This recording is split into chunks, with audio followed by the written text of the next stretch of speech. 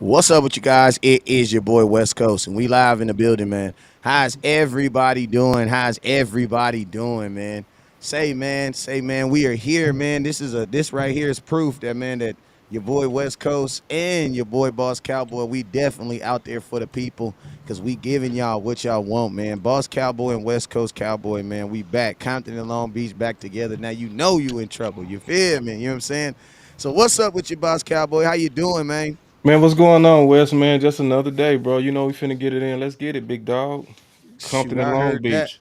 These Shoot, I boys don't heard that. understand that Compton and Long Beach, man. They ain't get it. They don't even know it's the formula, you know? Yes, sir. Hey, the formula for major hits. You know what I'm saying? Boy. Major hits. You know what I'm Hey, and I saying? gotta say, you Dr. Dre and I be the DLC. Let's get it, bro. Hey, I heard that. So, yo, man, hey, you guys already know whenever West Coast goes live, there's two things you guys must do.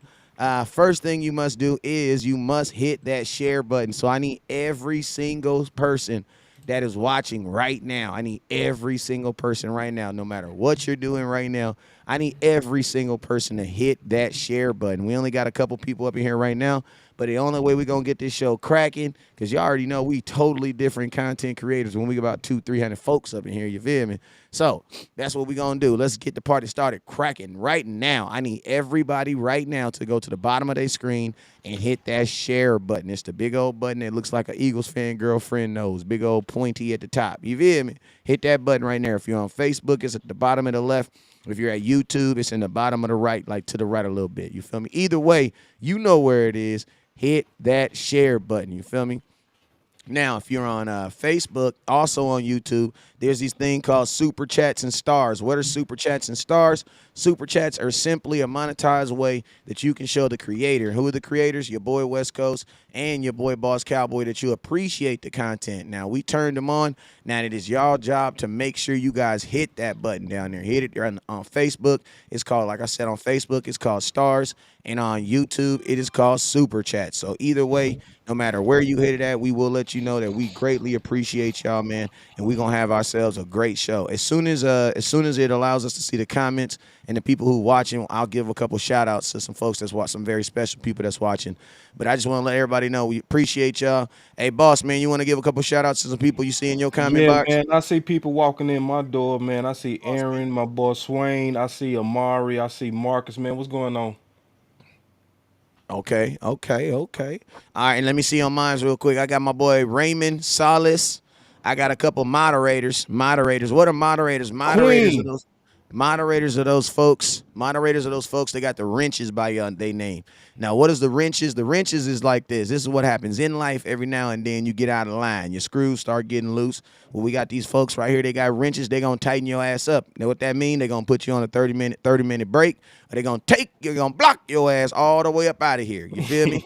So don't y'all be getting West Coast, you blocked me. No, that wasn't me. That was one of the homies in the comment box. I told y'all they got that thing on them.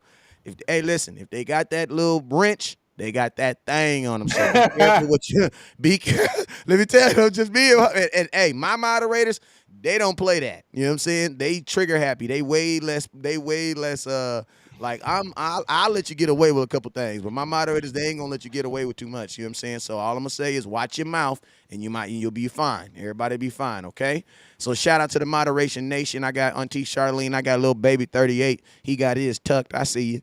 I see Chris Davis in the building. Also appreciate you. Eddie Russell, what's up with you, my boy? And Dutch Taylor, what's up, my boy? Number one, appreciate you. Facebook, I know I got a gang of y'all's over there watching, but for whatever reason, Facebook is taking forever to come up. I got like 165 people watching on Facebook. So as soon as it comes up, I promise you, as soon as it comes up, I promise you, I'm gonna give all you guys, all 165 of y'all, a shout out. I promise. You know what I'm saying? But yo, we gonna jump right into the content, man, because man, we was a couple minutes late. Why? Because man, we had to get in the zone. You feel me? I had to get in the zone. Boss had to get in the zone. You know what I'm saying? We had to make sure our buttons was putting up. We had to make sure our run the damn balls was good. So we gonna get right into it tonight. You know what I'm saying? Boss Cowboy, we gonna start off with the hot topics. And I think outside of the Dallas Cowboys completely just slaughterhousing the goddamn the team. Who we just finished playing this week? My mind literally just went blank right now. Um, Minnesota. Minnesota. After we just slaughterhoused the Minnesota Vikings. 40-3. I want to know real quick, were you surprised at how that game played out, or were you kind of expecting that? Not to that degree, Okay. but it's hard to expect anything with the Dallas Cowboys, honestly, with Kellen Moore, because it really all depends on what identity of the offense that we come out to. If we come out to the right identity, then I do expect us to dominate teams mostly. So it's always a wait and see. It really is. So if we show up and we committed to the run, if we do the smart things on third down, like run north and south, nothing cute, right? Or QB sneak, second and short, third and short, fourth and short. At this point, since we've been doing that, we've been having 100% conversion rate on third and short. So it just really all depends on who show up. And then with that particular game plan, which Jerry Jones alluded to, that's a Mike McCarthy's game plan and what he called the winning formula. So that winning formula is basically, keeping the ball on the ground, resting your defense, because when you have a rested defense, they play literally at an elite level. So the style of win that we saw was more so because of these hats we got on. No cap. Yeah, because I mean, But cap. with some. Because I mean, I caught a little bit of slack, and we're not gonna talk too much about the Minnesota game because we literally have a game tomorrow. But I did catch a little slack because a lot of people ask me, West Coast, do you think we stopped the run, versus the Minnesota Vikings? And I was like, Nope. nah, honestly, No, we didn't. no. Like y'all, I'm trying to. Y'all say I say I'm gonna be real with you too much, so I'm trying to cut down on how much I say that. But I'm gonna be real with y'all. At 6.5 yards per We carry, didn't. nah, bruh. You didn't stop the run. You ain't stopped the run, fam. I'm gonna tell you what did stop the run game. And then Mm-hmm. and it's like, the cool thing Facts. about it is I made a video 2 days before this game, and I literally said in order for the Dallas Cowboys to stop the run versus the Minnesota Vikings, Ezekiel Elliott, Tony Pollard, and Kellen Moore are all gonna have to play on defense. And the approach that the Dallas Cowboys took as far as running the damn ball, limiting the time of possession, like they only had the ball for the Minnesota Vikings only had the ball for 22 minutes and 22 minutes 26 seconds. You know what I'm saying? Like there's not much that you can do with a quarter and a half of football. Ain't too many points you can score in that amount of football. You know what I'm saying? So it's like the what they did in this game, which I'm not gonna say it was on an accident because if they can do it again, then I'll say it's the identity of the Dallas Cowboys. But right now, what they did accidentally versus the Minnesota Vikings, if they can do that on purpose going forward, that should be the identity of the Dallas Cowboys. You know what They I'm saying? did do it on purpose, though. I hope They so, did. man. Let me I let me hope tell you so. why I think so, man. Because that's also why I said that Green Bay game was a good loss, because it really highlighted the ineptness of Kellen Moore. The pass happiness was on Front Street because we lost that game and was up by 14 points in the fourth. So that kind of sent everybody with a clear bullseye on who was the cause of that loss. And that was obviously being too pass happy. And that gave, in my opinion, strength to Mike McCarthy's case on this identity, which then forced Kellen Moore to have to come out against Minnesota with his full game plan. Yeah. I mean, I agree. I can, like I said, man, I am just like, I've seen the Cowboys do this so many times, bro, where they literally run the damn ball, and I be thinking, oh my God, they listen to my shows, they watching my shows, Boss Cowboy. And then the next week they are right back, and Dak has 47 attempts. I'm like, what the heck are we doing? You know what I'm saying? So it's like, and so I won't be a 16-year-old girl getting her heart broke. You know what I'm saying? Because the senior doesn't want to talk to me anymore. Real quick, Wes. I want to take this super chat. My boy Go ahead. Keystone say with a $10. Appreciate the 10 bones, big bro. He said, I wonder if we studied the Detroit film on Barkley because they're gonna run it heavy due to their banged up O line. Facts.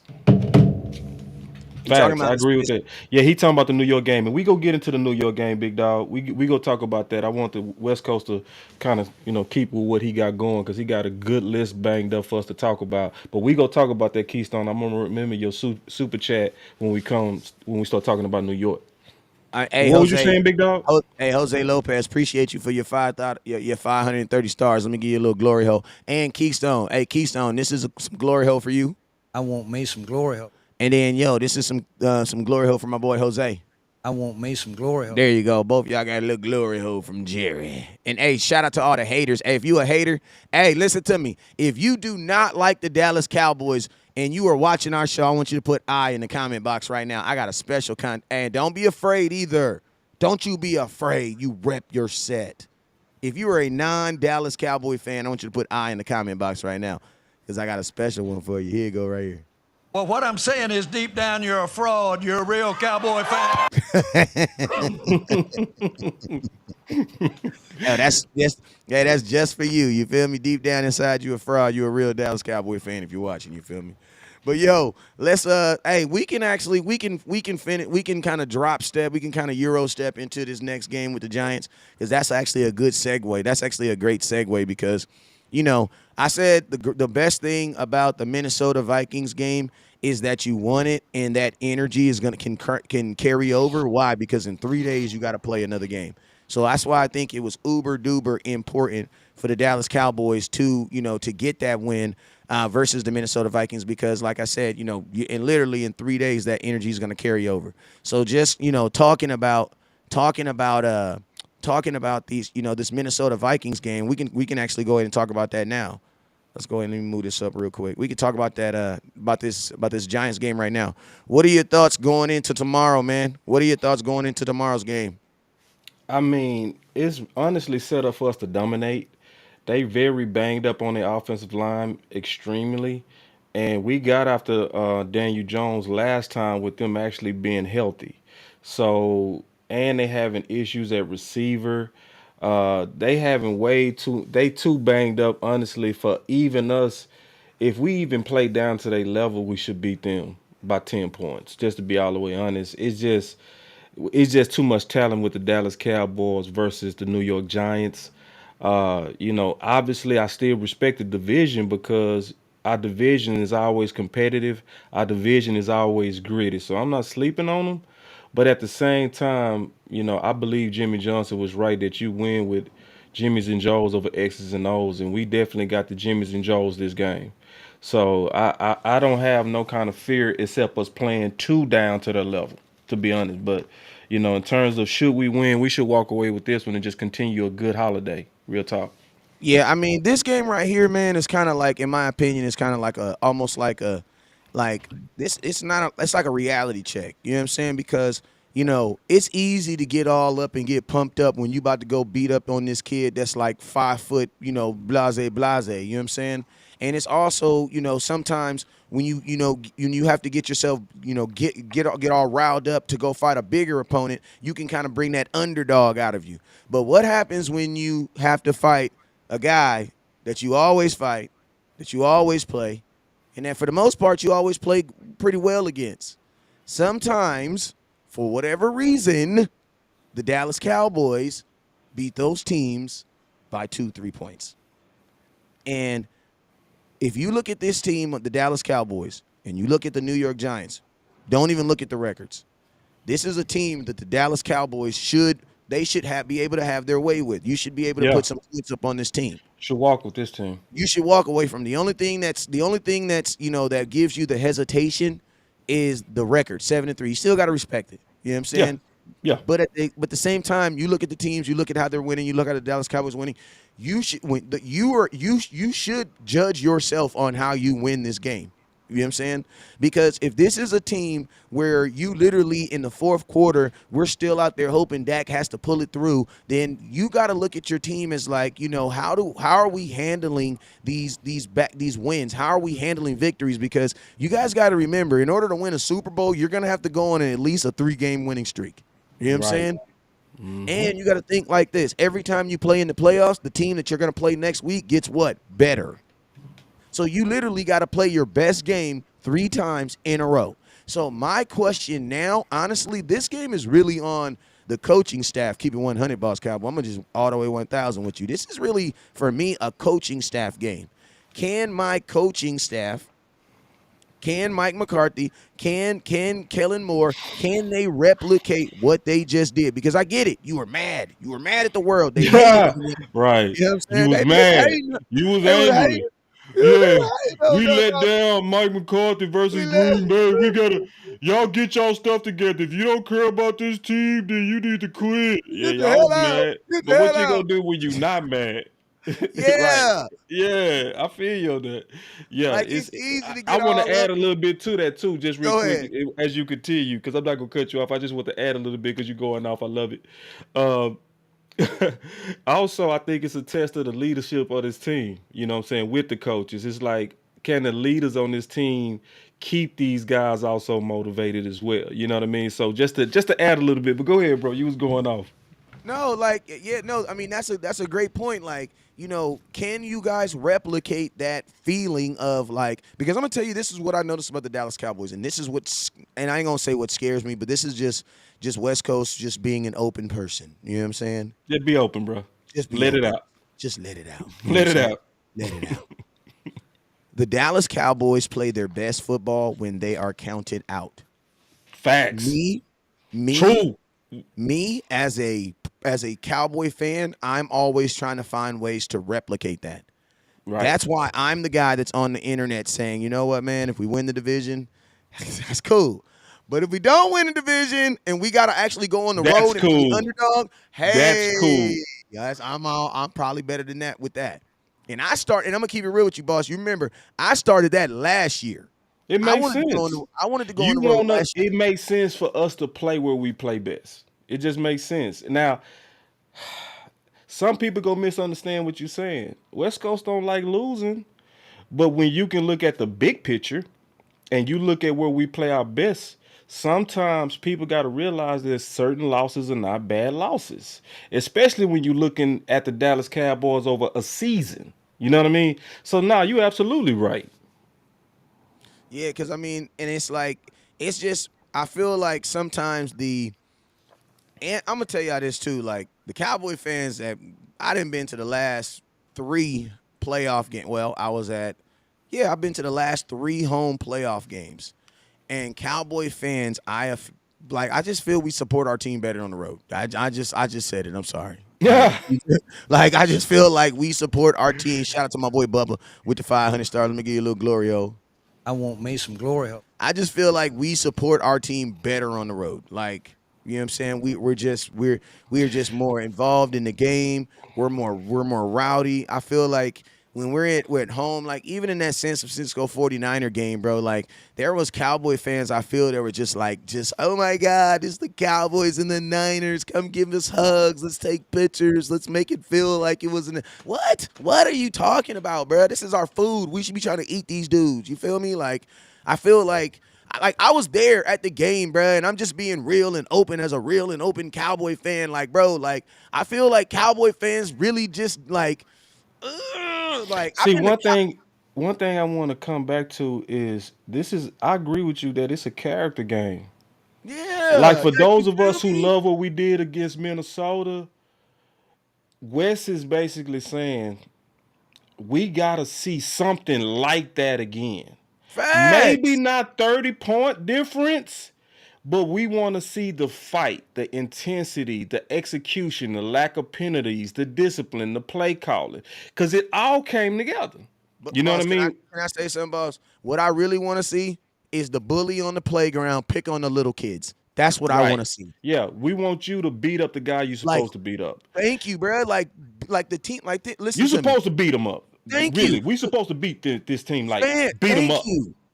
Like this. And then it's another thing. We supposed to Good. beat Green Bay. Fact. That's where you write on, which Dallas Cowboy team is gonna show up, right? Because the way we beat Minnesota was the way we supposed to have beat Green Bay. Facts. So Facts. so it's I definitely understand. Some people might not understand, but I understand the wait and see that you saying. Like I want to make sure that the lessons that you seem to learned that you actually learned. And Mm. one game is not enough. It's just not Mm-hmm. enough, especially with a playoff mentality. Like you saying, like if we trying to have a playoff mentality, getting ready to go into December, now it's time to see if we got the lessons that we should have learned over the first half of the season. Exactly. Because think about this. part of the reason why we don't think that the Eagles are legit is because we look at them falter and struggle versus teams like Detroit. Facts. So it's like I Colts. can't and Lord, right hand to the Lord, I am a certified Dallas Cowboy fan. Like I have Dallas Cowboy draws on right now. Okay. So when I say positive stuff about the Eagles, you guys can't get mad at me. Okay. Hey, Okay. real quick, boss. Real quick. Go Go ahead. ahead and take this super chat. Keep pushing. Need to see mental focus, Coach Moore. Appreciate the 5 bones, Coach.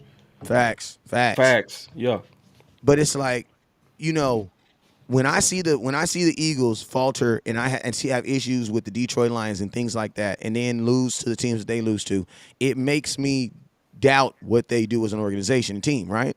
So then I can't use that same what is it called? Abacus. What is that? What is them old school math things? When I can't use that same abacus or that same mathematical equation on the Dallas Cowboys and come up with a different science. Like I still, because I'm gonna tell you, this is what I believe. I believe in this, that bad teams are the teams that are screaming any given Sunday we can win, because good teams are saying if we play our best game, we go will win. beat you. Right. We will beat you. Period. Yeah. Because and like this is how I see it. Like a good team will struggle when they play good teams, but when they play bad teams, they dominate. Right. And the problem that I have with the Dallas Cowboys is it's always, if it's a bad team, like every team almost has a shot with you. Like you got to think like this, Roy. If you're a heavyweight fighter, you might struggle with the heavyweights, but everybody under your weight should get knocked the hell out, bruh. Yeah, but I say it like this, man. I gotta go back to this. I think, not even think. I know that all of our losses is based on us abandoning what we do best and what we should be doing all the time, and that's running the damn ball. Literally every loss, Tampa, Philly won, and Green Bay, was when we lost track of our identity and Kellen Moore got too pass happy. It happened all the games. And matter of fact, Cooper Rush should have been undefeated, because the reason we got behind them is because he was throwing on first down. And that's where that interception came. He also threw it on 4th and 1 versus running it on 4th and 1 right off the tackle, where we was also winning with Zeke on the ground, averaging 5.2 per as an average, So it's every time we abandon our identity, we lose. So it's almost like, I don't blame the talent on this team. I blame the way that the talent was used, because whenever we use them right, we either get a W or we dominate. Hey, I'll give you a more impressive stat. Go look at every game that we've played this year where we've thrown the ball over 30 times and see the results. We have 3 games this year where we've thrown the ball 30 times or plus, and we've lost all 3 of them. You know what I'm saying? And like, that's not a coincidence, family. Like, that's not a coincidence. Like, that's not a coincidence. It's not. Like, that's not a coincidence. And you got to think like this. You had, and think about, and God is so good. Let me tell you this. Let me drop something real quick. God is so good. Listen to this. I'm so glad that I serve a God. God is so good. Think about this, y'all. You have, in those 3 games, you have Dak Prescott that played and Cooper Rush played. They both lost. Then you have a game where Cooper Rush played by himself. He lost. Right. Then you have a game where Dak Prescott played by himself. He lost. Right. It don't matter who the Dallas Cowboy quarterback is. When we are in excessive pass mode, we lose. When we are in excessive pass mode, it is not beneficial for the Dallas Cowboys. And I'm going to tell you this right here. Before y'all even try to go throw my quarterback, it's because Dak Prescott's not a real quarterback. He's just not an accurate quarterback. He's just, no, listen to me. This whole entire team is not built that way. You feel me? Think about this. You're currently ranked 32nd. Everybody put 32. Put 32 in the comment box right now. 32. I wish I could put 33. But guess what? There's only 32 teams in the NFL. So everybody put 32. The Dallas Cowboys win rate, pass blocking, 32nd. My question is this. Can you get worse? No. Unfortunately, you can't get worse. Why? Because there's only 32 teams in the NFL. So my question is this. We should not be supporting anything. And think about this. if you're 32nd versus past Hold on, you win didn't rate, finish that, bro. Hold on, you didn't finish that. You said we shouldn't be supporting anything. You got to finish that statement, dog. I know, but I was trying to make the sentence long so I could drop Okay, okay, okay. Go ahead, man. My the bad. Go line. ahead, bro. We should not be we should not be supporting anything that requires your team to throw the football more. Right. And by way of that, I'm gonna say this right here. Don't. If Yes, you do it. if you are a supporter of the Dallas Cowboys bringing in OBJ, I'm gonna tell you this right now. You are for sure a Dallas Cowboy. You want to know why? A Dallas Cowboy fan. You want to know why? Because you love your team and you just want them to improve. But you definitely are not supporting the Dallas Cowboys winning a Super Bowl in 2022. Nope.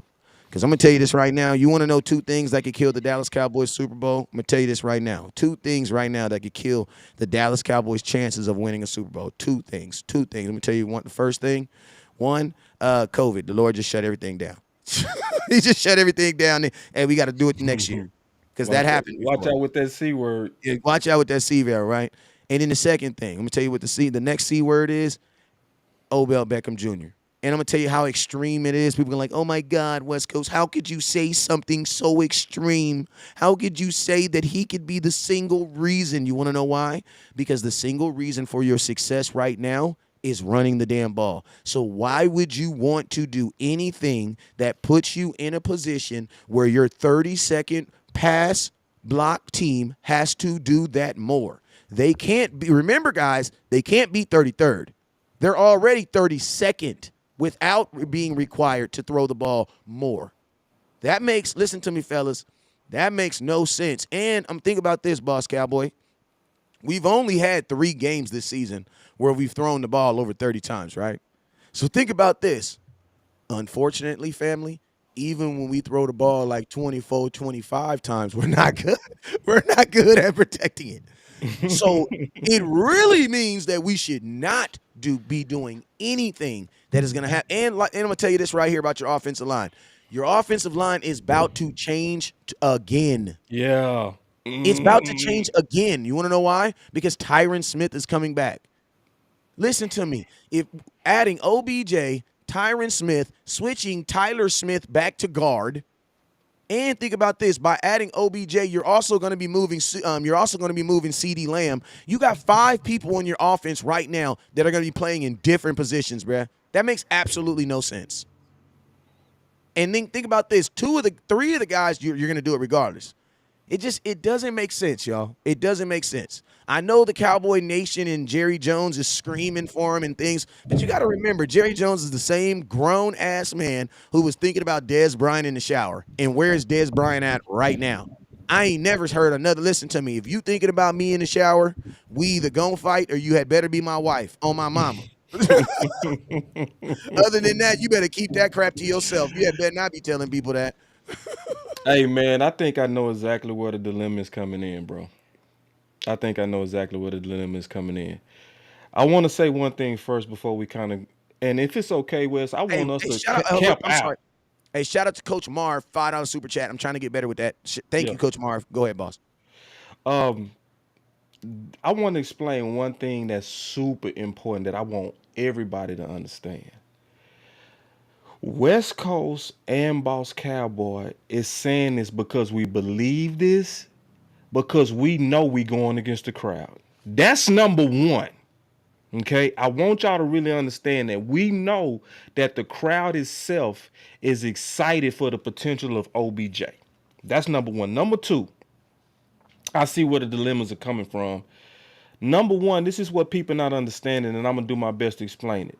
The number one thing that they thinking is they think, why would West Coast and Boss not be for getting better talent wise? Okay, that's the number one thing that they not computing. Number two, what they thinking is, well, if y'all so afraid of Kellen Moore, why can't Mike McCarthy just take over? Those are the two things that's causing people not to really gel and understand where we coming from. So let me try to address the first thing real quick. Why would we not be for limit? Why would we not be for getting better? So this is the deal. I do believe that Odell Beckham, if healthy, is better than Noah Brown. So Facts. I'm gonna start off with that. I'm gonna also say that I believe he's cold, but I also know this, which is more important. We already the number one team in scoring since Dak came back. Okay, so what we got right now is working. Number two, what we have right now is not putting no real temptation on Kellen Moore. If you get Odell Beckham, that's temptation for Kellen Moore to return to what loses. Number one. Number two, you also have temptation for Jerry Jones to push for it because he like box office.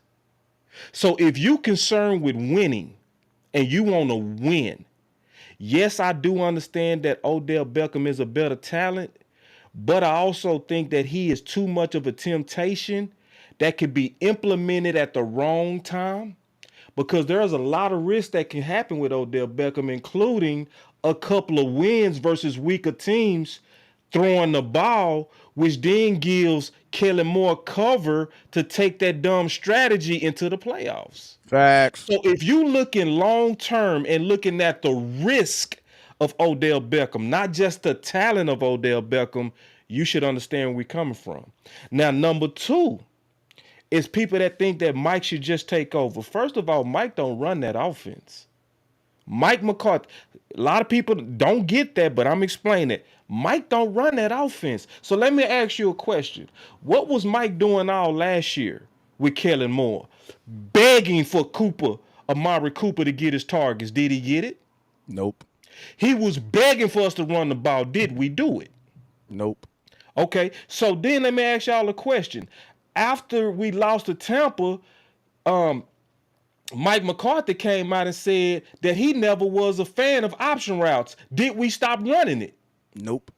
Okay, so then Mike McCarthy also came out and said that after we won against the Rams, that we have the winning formula, which is getting behind Zeke and Pollard. Did we stick to that winning formula? No, because guess what? At the same time he was calling sticking to the run identity as the winning formula, Kellen Moore at the same time was saying it's going to be games that we have to pass, not situations, games. So meaning he was saying there are going to be future games I'm going to draw up a way to win that's outside of the identity that Mike McCarthy said is the winning identity. Yeah, and So you know what that also means too? You know what that also means? That means that he's also circling games that he wants to throw the ball, and he's not based on whether if it's predicated on if the defense is right, it's like exactly. He's you should circling only games that he want to throw the ball on. he's running an offense that's based on him and not based off of what the defense Right. is actually bad or good at. Facts, Because it's bro. like when you're going into games where teams are ranked top 10 and top 12, and like the Green Bay Packer game, the Green Bay Packer was ranked 11th again versus the pass. There's no reason the Dallas Cowboys Right. should have Why would felt we? confident about going in there and throwing the ball 47 times, especially in inclement weather. Like that makes absolutely no sense. And So it's then they like was that's also ranked 26 on stopping the run. exactly, and that's why I've always said about Kellen Moore. I've always said that he's a selfish offensive coordinator. He's He's selfish, very. and the reason why he's selfish is because he builds a game plan based off of what's easier for him, and it's not built around The it's not team. built around the two things that it should be built around. Like it needs to be built around your The talent on your defense. team, or it Mm-hmm. needs to be built around what you're about to face. You know what I'm saying? Because Right. Oof. Well like those are said. the two things that you have to the two things that you got to build the scheme around. Like you want to build in a perfect world, you want to build your scheme around the team that you have to beat. But you know what that means? That means your scheme changes a little each week. But that's okay. That's why you have guys called practice squad players who can pretend to be the opposing team. That's what they do, Kellen Moore. So you Right. don't have to do the exact same thing. You know what I'm saying? And you got to see like this, since games are recorded, you know what I'm saying? That also gives you the avenue to do what? Build your scheme to beat that defense. So it is absolutely asinine for you to go in a game or for you to be watching film. If you're going to do what you want to do, then I tell you this, stop using Thursday as film day and use that day to tackle better. Because I'm going to just tell you this right now. If you already know you're going to throw the ball 70 freaking times? Why Yeah, the don't hell we waste need my to? time on Why? film. Why we got Right. exactly? Why we got to waste Yeah, our don't time waste on my that? time on no film. Don't waste my time on no film, bro. If you're not even going to use the film, bro, go use that time for something that's way more conducive, like tackling, because they can show help. The tackling can help. Hey, tackling help everybody, bro. And let me say something too, Wes, because see, this is the thing I think people got to understand, man. Um, my boy Kellen Moore is also being covered by them Joneses. See, you gotta be able to read between the lines and see. I'm very good at that. So this is the deal, bro. When we lost to Tampa, Steven came out and said this. Yeah, we came out and wanted to run the ball, but the game situation dictated that we had to kind of abandon it. No, it didn't. It was nothing about that game. They didn't get ahead of us. They didn't go crazy on us. They didn't never have. It never was a game situation versus Tampa to where we had to throw it. It never was the case. And so Steven did that covering for Kellen after he abandoned the identity that they all agreed to. So then what happened after the loss versus Green Bay? Jerry come out that Tuesday and you know what he says?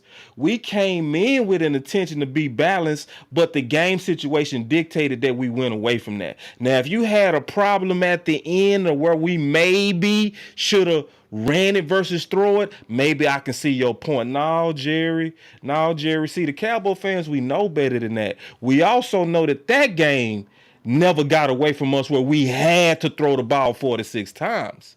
So the fact that, see, people got to look at the political dynamic of Kellen Moore too. That's why I called him Pookie the crackhead in terms of addicted to passing. He's addicted to passing and he's isolated. That's a scary environment to where you sending Pookie to the crack house who's an ex-crack addict, but you giving him crack and saying behave. Like, no, bro. It's like, yes, in a normal world, West Coast and boss would be like, listen, get Odell Beckham, even though we might not really need him. It's better to need him and not have him than to have him and not need him. Wait, time out. Can I time out before you put my name on that? Hold up. Well, I'll put my name on it. I have a little bit of reservation because, Michael Gallup, like, listen to me, y'all. Boss Cowboy once told me that a man who has caught his house is caught on fire will always buy fire insurance. Facts. Because they experienced the loss. They've right. experienced the loss. They go always buy it. Okay. Now, if I am a guy who bought Michael Gallup, I'm experiencing a loss right now. Why? Because Michael Gallup is not Michael Gallup. Yes, he's going to be Michael Gallup one day. And yes, every single day, I feel like I'm getting a little bit closer to having Michael Gallup, right?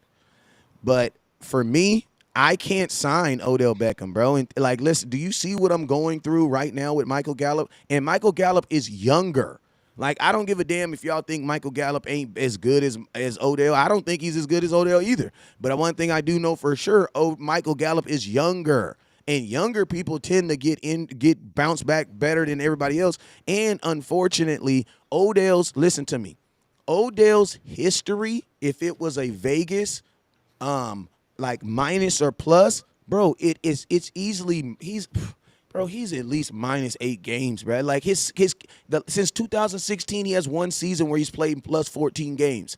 So it almost sounds like, to keep it real, you can't believe him when he says he's gonna play next year because that hasn't mathematically happened. You know what I'm saying? He's not even averaging that over his career. You know what I'm saying? So you can't even think about if you're gonna have him next year. The only thing you're thinking about is right now. So it's like, is Odell Beckham, is it worth the risk of coming in here and then him turning one time and not being Odell Beckham? You know what I'm saying? Is that worth it? Then secondly, on top of that, last time I checked, him and CeeDee Lamb damn near played the same position. So am I really about to move CeeDee Lamb, who looks like, because think about this, what if CeeDee Lamb just continues to be CeeDee Lamb, the guy that had 150 yards last week? You probably not even asking for Odell Beckham. And it's funny, after CeeDee Lamb had that 150 yards, the Odell Beckham chance kind of went down just a little bit. Yes, people still talking about Odell, but I don't see people burning crosses and stuff in people's yards no more over Odell Beckham Jr. no more. You know what I'm saying? Real quick, Coach Moore said, "Thank you, West Coast, with the $2 super chat." Yeah, you appreciate you, my boy. Appreciate you, OG. You know what I'm saying? So I think Odell Beckham, in my opinion, is kind of like it's a pacifier almost. It's a pacifier because you guys don't really believe in what's going on right now and what's going on. And when it comes down to it, a lot of y'all don't believe in running the damn football. Like, we believe in it when you're screaming at the TV and you see Kellen Moore keep on throwing these dumb plays. But you don't when that- believe in it, yeah, right? but You when don't believe that it's you don't enough. really You don't. believe in it. Yeah, You you don't don't. really. Yeah, you don't. See, even though running the ball worked with a backup quarterback, Yeah, but they don't really believe on. They really but don't they believe still in it. don't believe in it. Even though running the ball and keeping to that. See, that what we basically saying, keeping to our identity is more important than one asset. Facts. And Facts. we don't want to risk going away from that identity. Yeah, because think about this. What is the real reason? Because, like, even if you just attack the reasons why people say they want Odell Beckham, they be like, okay, I'd be like, all right, so let's just be real, bro. Why do you want Odell Beckham? Tell me a reason why you want Odell Beckham. Because he's gonna open up the field. He's gonna be a deep ball threat. I'm like, okay, well, is is is is is is Michael Gallup right now a deep ball threat? Yes. Is he a deep ball threat? Yes. He is a deep ball threat, but with his injury, is he a deep ball threat? No. Okay. He's not no deep ball threat. They're not You even don't think looking. because right? Because did they actually throw him a vertical ball yet? Actually, No, so basically after his injury, no. Gotcha. Go ahead. no, he's not. Like, because you also got to remember, fellas and fellettes, those my ladies. We always want to judge players on who they are on November 23rd, 2022 at what time? 7:03 p.m. We don't want to get in the habit of judging people on who they were in 2016. We always want to judge somebody on who they are at on November 23rd, 2022, 7:03 p.m. That's who you want to judge that person, who they are right now. Because you got to remember, when you sign this person, when you give them money, you're going to be giving them money based on who they are right now. So it's like, even though I believe that Noah Brown doesn't have the ability to do the things that Odell Beckham can do, I don't know how long it's going to take for Odell Beckham to be the guy that I'm expecting him to be, because Michael Gallup isn't even the guy that I expect him to be. So that's why, for me, to keep it real with you, because of Michael Gallup, I'm really out on Odell Beckham. Like, I'm really out on him. Yeah, and I would Because be I don't I see would the be upside. in terms of I see the upside if he's healthy. So, and that's what nobody knows. So we'll know that soon enough. But I keep seeing comments and a lot of people saying this. What if we get an injury at receiver? So what? So what? My Like, answer ask to you a that question. would be depends on who gets injured. And that's number one. Number two, let's say if it's a significant injury, then you go get Odell Beckham. But Bruh. let me just tell y'all something. That when you gotta go to that, you don't really have none, because that's a risk for everybody, bro. Facts. You know And what I'm I'm gonna tell saying? you this. Because what if that get injured? Like, Right. what if Michael Parsons get injured? Like, when you gotta go to that, so it's like, listen, all of us know that our chances depend on health first. We all know that. So this is not what we talking about. What we talking about is, and this is what I don't think a lot of people getting. Kellen Moore is isolated with total keys to the whole offense. That risk is bigger than injury, y'all. Especially if he even start having success in the passing game. My question is, how are you guys fixing your mouth or fixing your fingers to type in on a actual computer screen that you want to use an injured player as insurance in case you get injured? If that is not the dumbest thing I've ever heard in my life.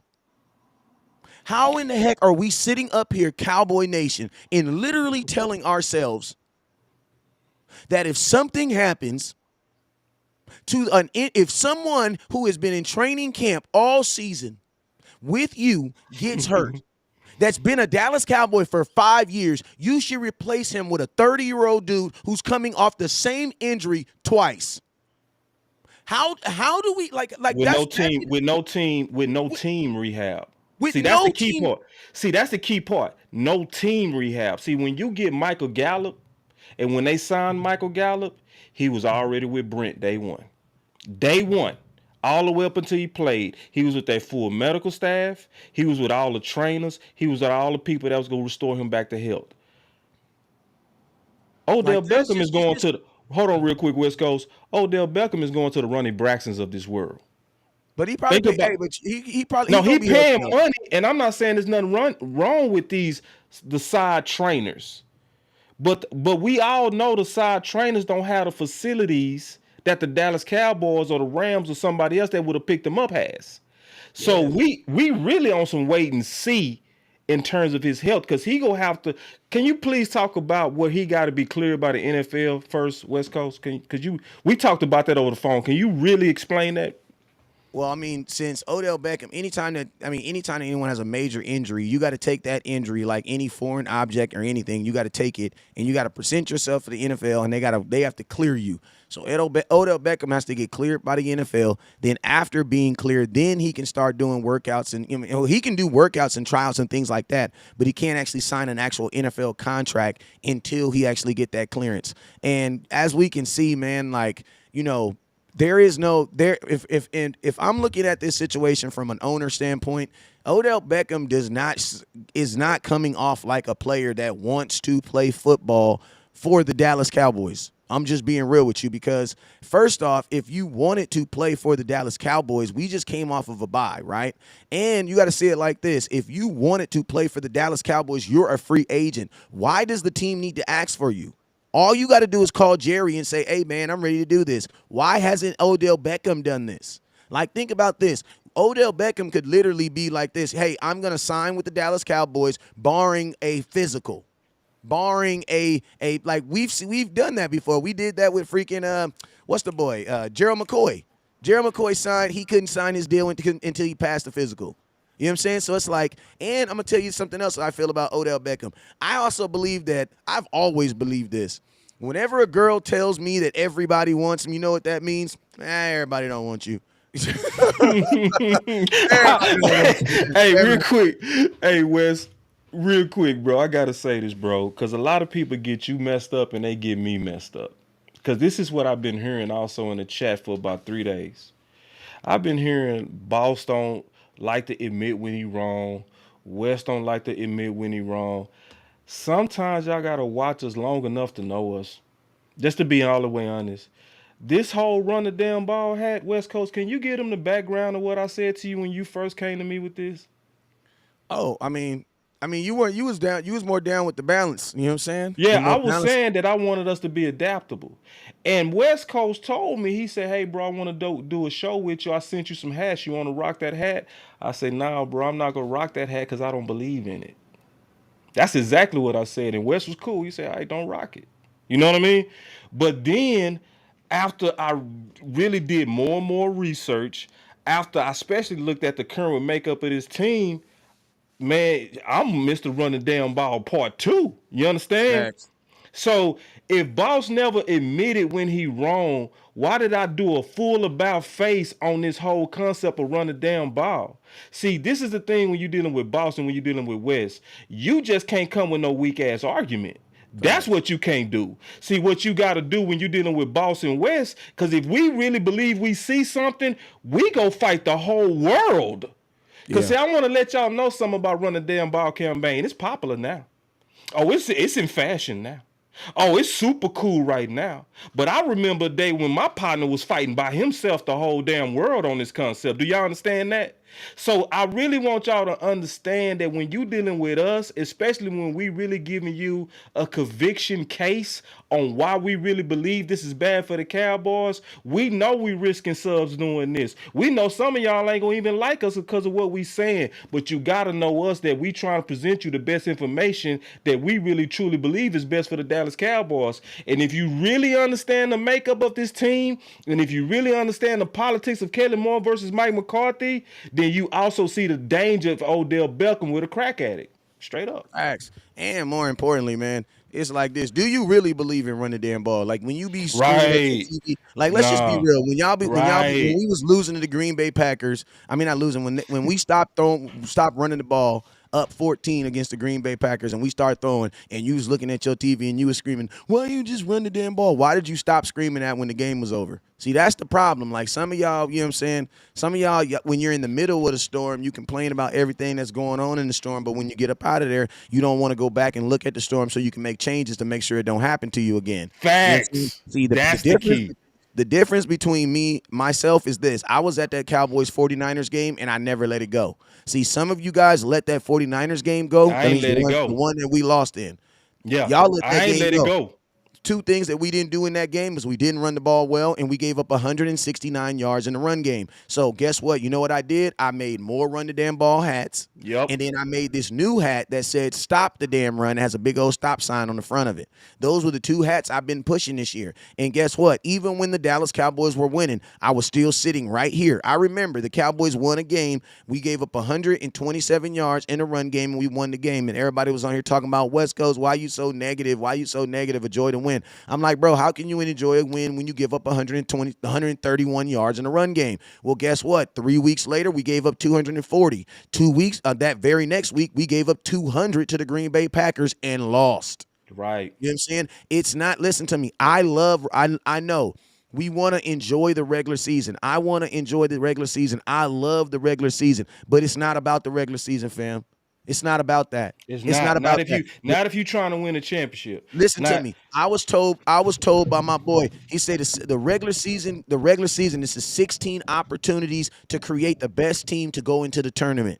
facts. That's what the regular That's season what is the regular created for. season is. Right. It's 16 you get 16 16 opportunities opportunities. to 17 create. Well, this is when he told me it was 16. You get 16 opportunities to create the best team because you for got the to think. tournament. Because think Yep. about this: in the draft, before the draft starts, free agency, you're gonna make your team. Then the drafts come, you're gonna add some more people to your team. Then guess what? Training camp's gonna come, and then you're gonna cut some people on your team. Then you're gonna play week one. After week one, you should look at your team, evaluate yourself. You know what? I don't like that dude. I like this dude. Let me bring this dude in here.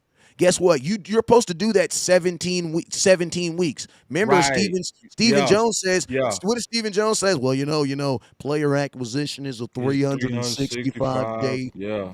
job Yeah. occupation. Right. It doesn't take a day off. There's a couple days out of the year where I have bad guts, but other than that, we're still in the business of getting players. Okay, well, guess what? That means every single week you should be evaluating yourself. Okay, I like Right. this, I don't like that. So then Right. guess what?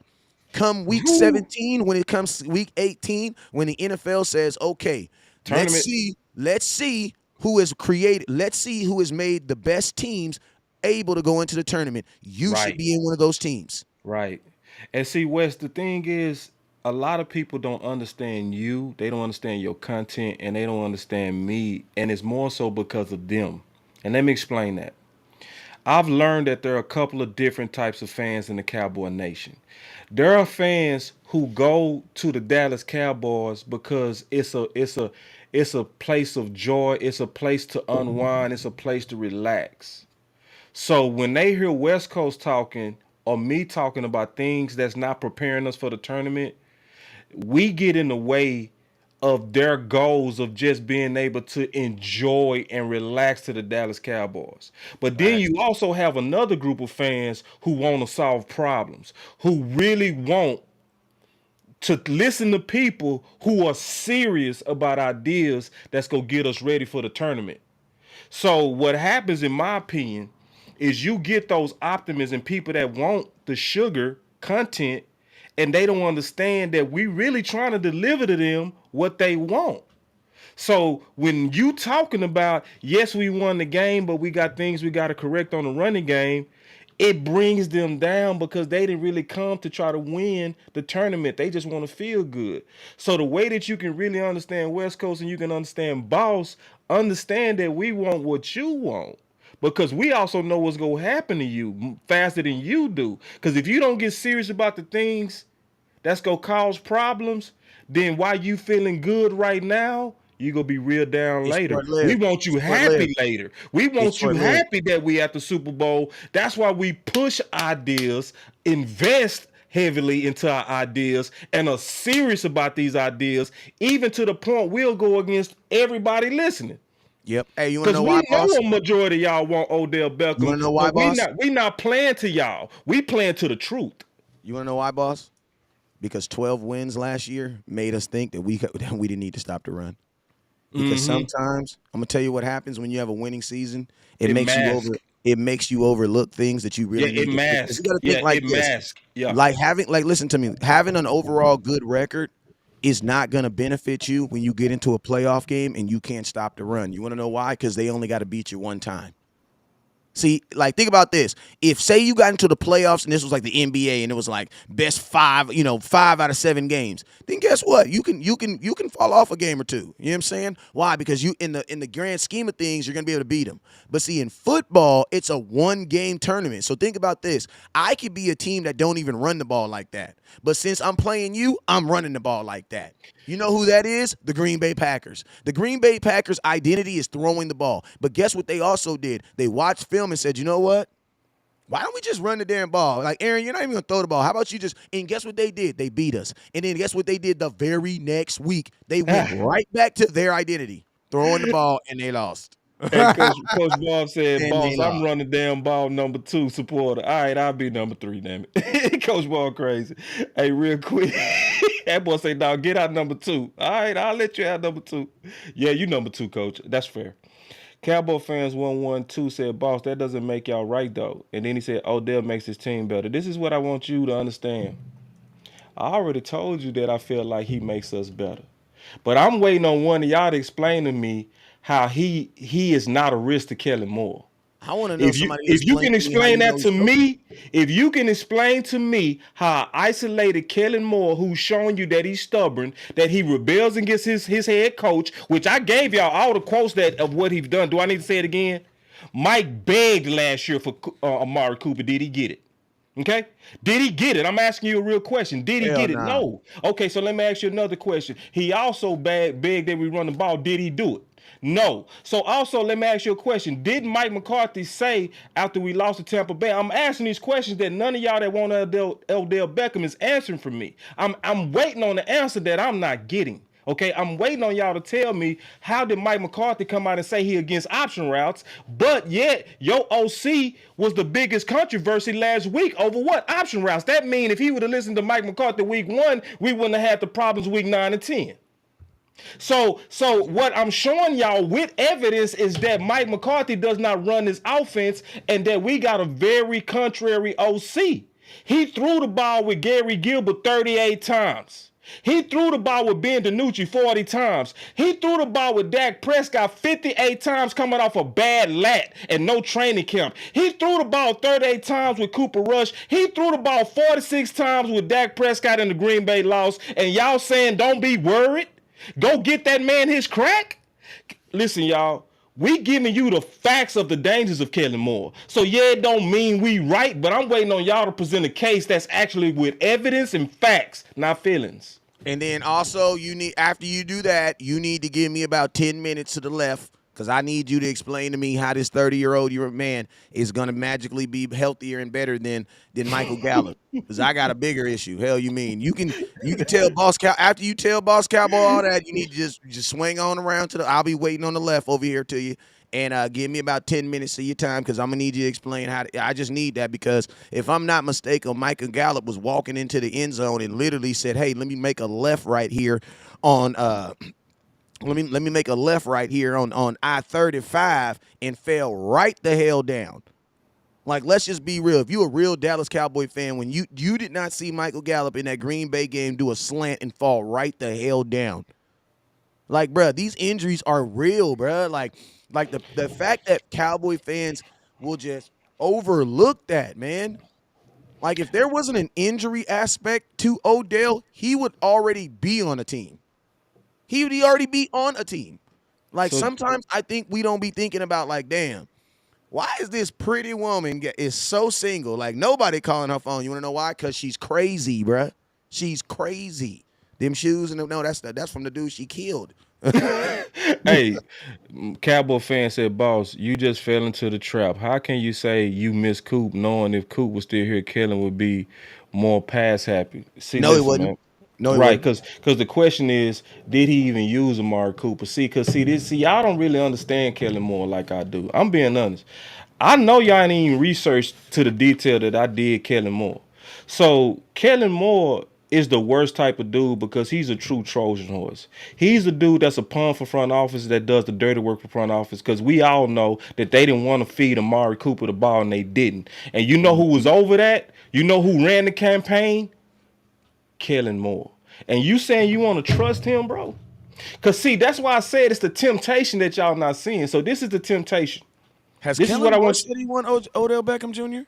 No, he ain't said nothing about that. He ain't And getting see, him. Kellen Moore don't feel like he need nobody but I his don't think so. system. Oh, thank you. Oh my God. You know what? Do I need to say that again, bro? Because I don't You think know they what? got it. He Kellen not Moore getting don't him. think he We're need not getting him. nobody We're but not that getting him. system. We're not You don't getting him, think he bro. getting them? No.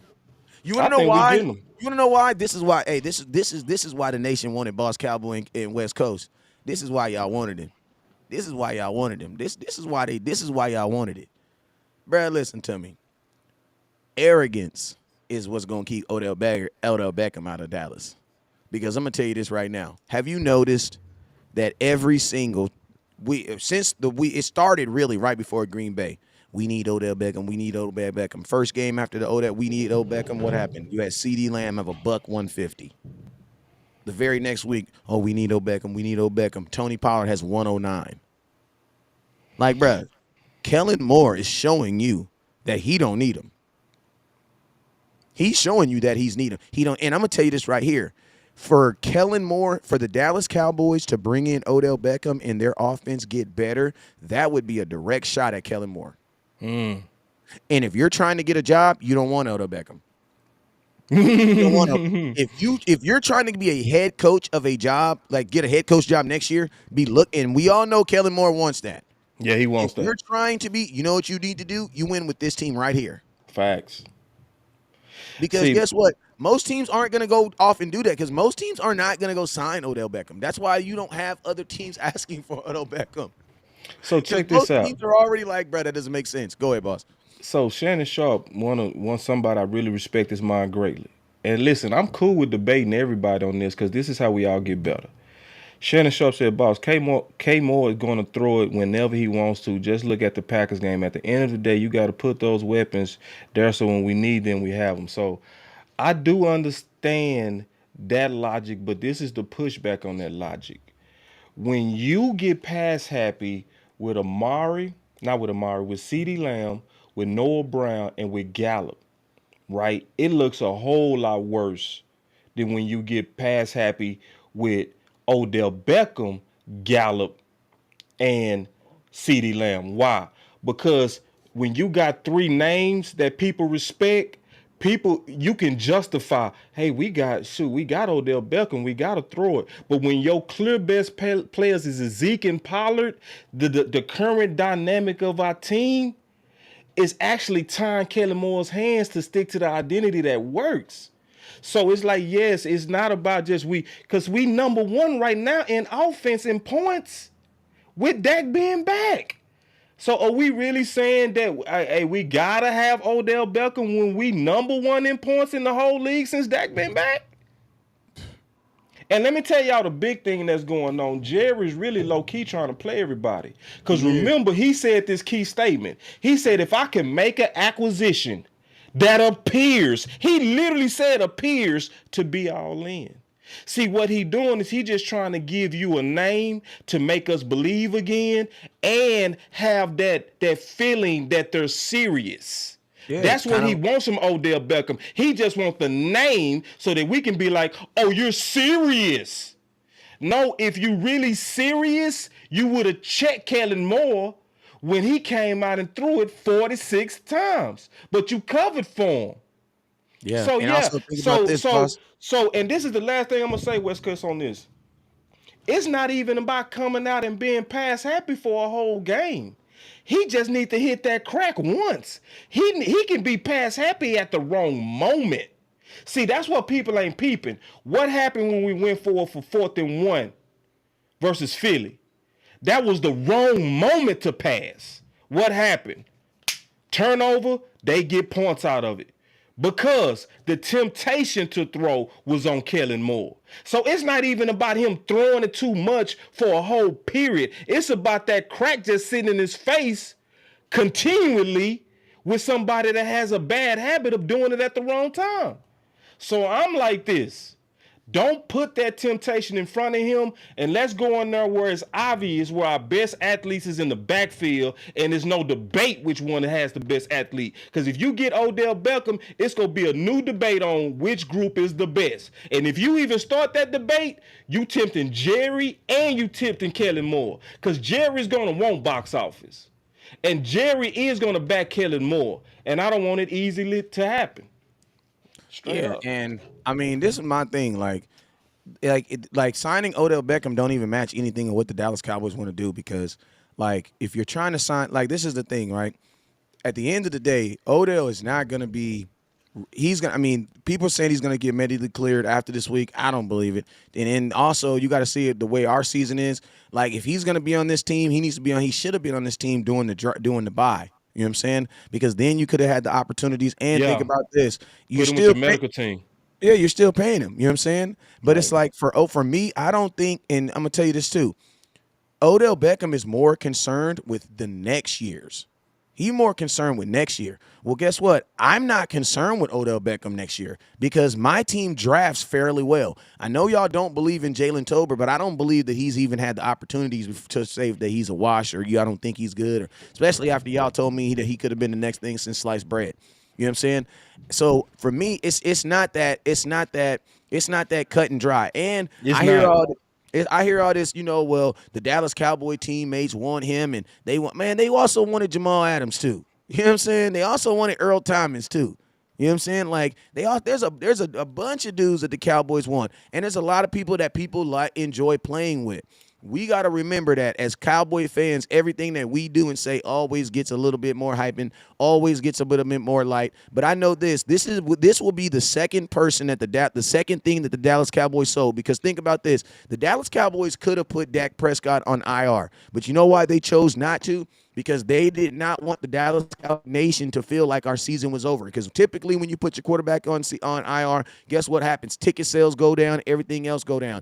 The Dallas Cowboys have a phenomenal way of using outside things to grow their brand and to push whatever narrative they want to. So the fact that the Cowboys are all in or saying all this stuff about Odell Beckham, in my opinion, lets me know that they really not, man. They really not. Because they running up his price doing all this They are, because my thing is this. Like, do you guys really think that Jerry Jones is going to Odell Beckham and saying, Odell Beckham, whatever it is you want, we're going to give you? And no.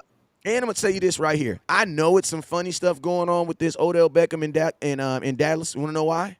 Because Dak's so honest. He's so honest. I love Dak. Dak's so honest. Dak's so honest that he told the truth, right? Dak Prescott said in his thing, he said, we would love to have him. We'd love to have you.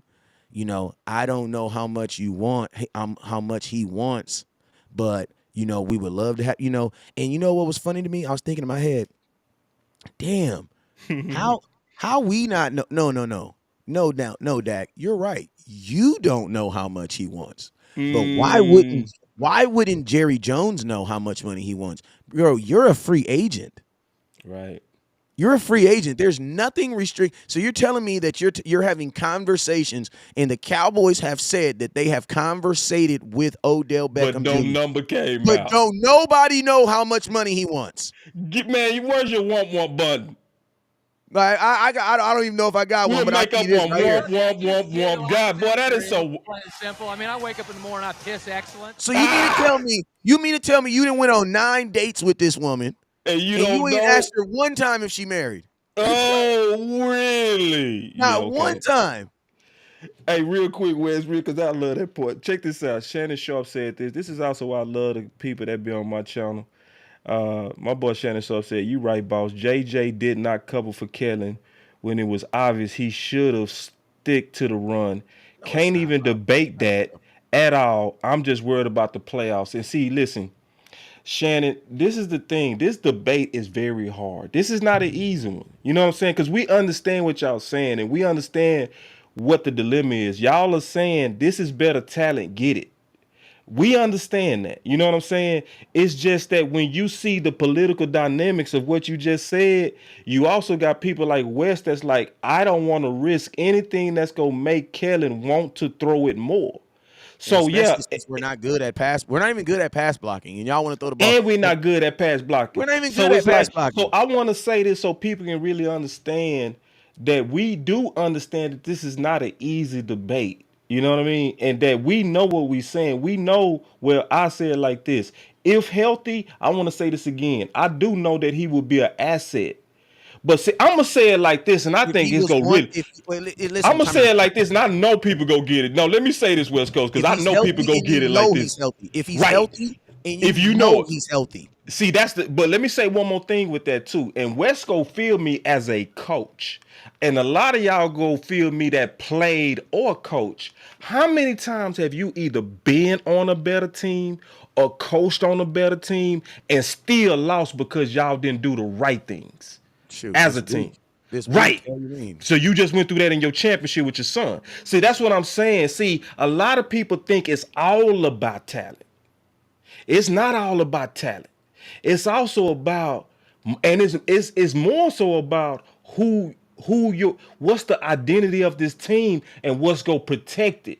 Because what we saw versus Minnesota is that when we stuck to what Mike McCarthy called the winning formula, we all walked out like we should walk anybody if we played them like this. Facts. So the question is, what would prevent us from playing like what we saw? If Yeah, you answer that question, that answer is Odell Beckham with crack pipe from Kellen Moore. Because currently how we're built, it's evident based on how we built and what we just did, what we should stick to. This was the first time Jerry said Tuesday when they asked, what did you think about Kellen Moore and did he figure out the proper usage between Zeke and Pollard? He said, well, I really don't want to talk about Kellen Moore because I credit Mike McCarthy for teaching Kellen Moore. So this is the first time Mike McCarthy has real leverage from the top, spoken verbally. So we are finally positioned where the cake is cooked, and now we want to reshuffle it with Odell Beckham to where it can get disbobbled, where it can get confusing, where it can, and what I mean by confusing, a lot of y'all don't understand what I mean on confusing. We can start winning with Odell Beckham versus weaker teams. And guess what? Kellen Moore will use it as leverage to take that dumb stuff into the what? Playoffs where them opponents are more what? Harder. And that's what we saying. We don't want to get the womp womp and the setup because of the new environment that can change because of Odell Beckham. I don't want Jerry looking at box office, and I don't want Kellen Moore having more crack. yeah. And shout out to my boy Desmond Iron Man with the $2 super chat, man. Appreciate you. Let me get you a little Glorio. I want me some glory hole. Yeah, and I'm gonna tell y'all this right here, man. I'm gonna say this. Why did you guys? I want to attack y'all motives on this Odell Beckham. I want to attack y'all motives. The motives. I want to attack your motives. The Motives means why. Your why for Odell Beckham. Okay. First thing I always hear why we got to get Odell Beckham is he's gonna make this wide receiver room better. Okay. Okay. So then my question, this right here is why does your receiver room need to be better? CeeDee Lamb just had a historic game just last week. Think about this. Dak probably could have played a little bit longer, and he probably could have got CeeDee Lamb a couple more balls or could have got him more. But, the game was out of hand. So it's like, why? We see CeeDee Lamb being who he thinks he needs to be, and we see the other guys doing what they need to do. Why do we need to improve on that? Okay, so CeeDee Lamb is coming around. He's doing his thing. Think about this. CeeDee Lamb is now on his what game with Dak Prescott this year? He played the Tampa Bay game with Dak this year. He played the Chicago game with Dak this year. He played the Detroit game with Dak this year. He played the Green Bay. That's 4 Green Bay, and then he played this past week. So he's up to 5 games with Dak Prescott right now. So that's not even a full season. So think about this. each and every week, CeeDee Lamb has gotten that connection has gotten better, right? So more importantly, why do you want to do anything that prevents your ultimate guy? Because think about this. We all know Odell, even if you sign him, he is not the dude for the future. CeeDee Lamb is. Yeah. So everybody's talking about stopping somebody's growth and stopping this. Why do you guys want to stop CeeDee Lamb? Bro, do I really need to imitate the catch that he made against Minnesota? That mess was ridiculous. Can you imitate it, bro? I would love to see you imitate. Oh, no, he getting ready to do it. You know what I mean? Like, you know how you be trying to peek around the corner? Y'all got to clap it up for West Coast for that, bro. That boy demonstrated the like, catch. Bro, Yo. like, think about, I'm going to tell you this. This is why I have faith in And listen to me. I'm the dude that was telling you guys every single day in April, CeeDee Lamb is not a number one receiver. CeeDee Lamb is not a number one receiver. You want to know why? Because in April, CeeDee Lamb was not a number one receiver. He wasn't. Yeah. And remember, what you saying now he is. We always talk about people as in what they are today. So in April, CeeDee Lamb was not a number one receiver. But guess what? Over the time, he is developing himself into an 88. You want to know why? Because an 88 is not just, I'm an 88. An 88 is a guy who is able to have above average moments. Yeah, that's facts. And I'm going to tell you, this is what CeeDee Lamb does. Even, think about this. Think about this, y'all. I remember a game where my boy Dez had like 3 catches for 2 touchdowns for like 140 yards. He just caught the ball and just went to the end zone every time. And then I've also seen games where Dez would have like 4 catches, 43 yards, 2 touchdowns. Because guess what? Sometimes it's not about like, did he just explode off? It's sometimes I don't need CeeDee Lamb to have a game. I need him to have a moment. Have that moment? And I'm going to tell you this right now. CeeDee Lamb can do that. That catch on the sidelines to get you in place for that field goal. Think about this. When we kicked that field goal, that put us up by 20. Bro, us all right then, we was like, bro, there's the game. There's the game. And guess what CeeDee Lamb did? Man, he had an 88 moment. Like, I'm going to tell you this right now. Game on the line, I can trust. Put it up there with CeeDee Lamb, and I can trust he's going to have a moment. Is he going to bring it down every time? No, he's not going to bring it down. Dez didn't bring it down every time.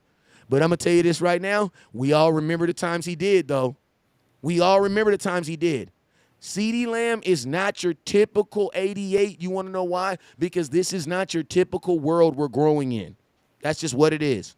Dez grew up, them dogs like Dez, them dudes don't exist because this is an informational world. This is what it is.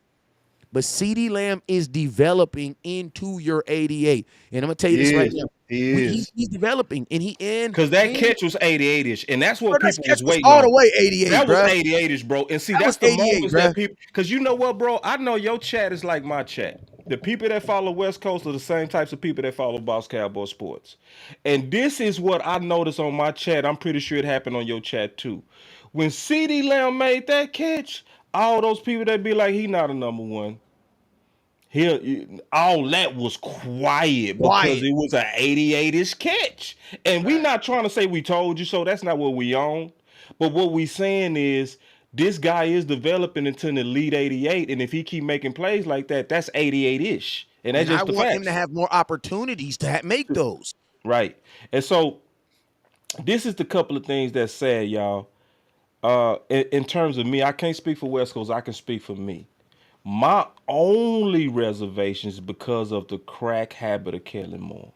I want y'all to really understand that. That's my only reservations because this man has shown me that even when Jerry, when Steven, when Mike McCarthy is saying run the ball, he will circle a game on the calendar or he will circle the moment to try to get credit from the passing game. That's scary to me. And I'm just keeping it real. You know what those games are? The games where he plays Aaron Rodgers and when he plays Tom Brady and when he plays – that's what he's doing, bro. Like, he's literally looking at these quarterbacks. And that's why West Coast and I call them selfish because these are national televised games where he trying to me, recreate the narrative that was happening Sunday. Kellen Moore is a future head coach guaranteed. See, that happens from a play call moment. Yeah. And he want that play call moment. See, I see the danger in dealing with that dude. And He's I see the fixing his resume danger. in public. He He's fit, also yeah. fixing his resume in the public. That's exactly what he doing. He trying to fix his resume, and I don't want to get that dude. Somebody said in the channel, get that hard out his hand. Exactly, man. Don't get that man that crack, bro. Don't. And so one more thing I also want to say too, man. If we get Odell Beckham, that means we gonna all have to work 3 times as hard and be 4 times as smart. Cause it's gonna be harder now to discern when we are off script. Cause see, we know the fans, West Coast fans, and people that follow his channel are exactly like the people that follow my channel. Whenever we win, we don't care about nothing that can make us better.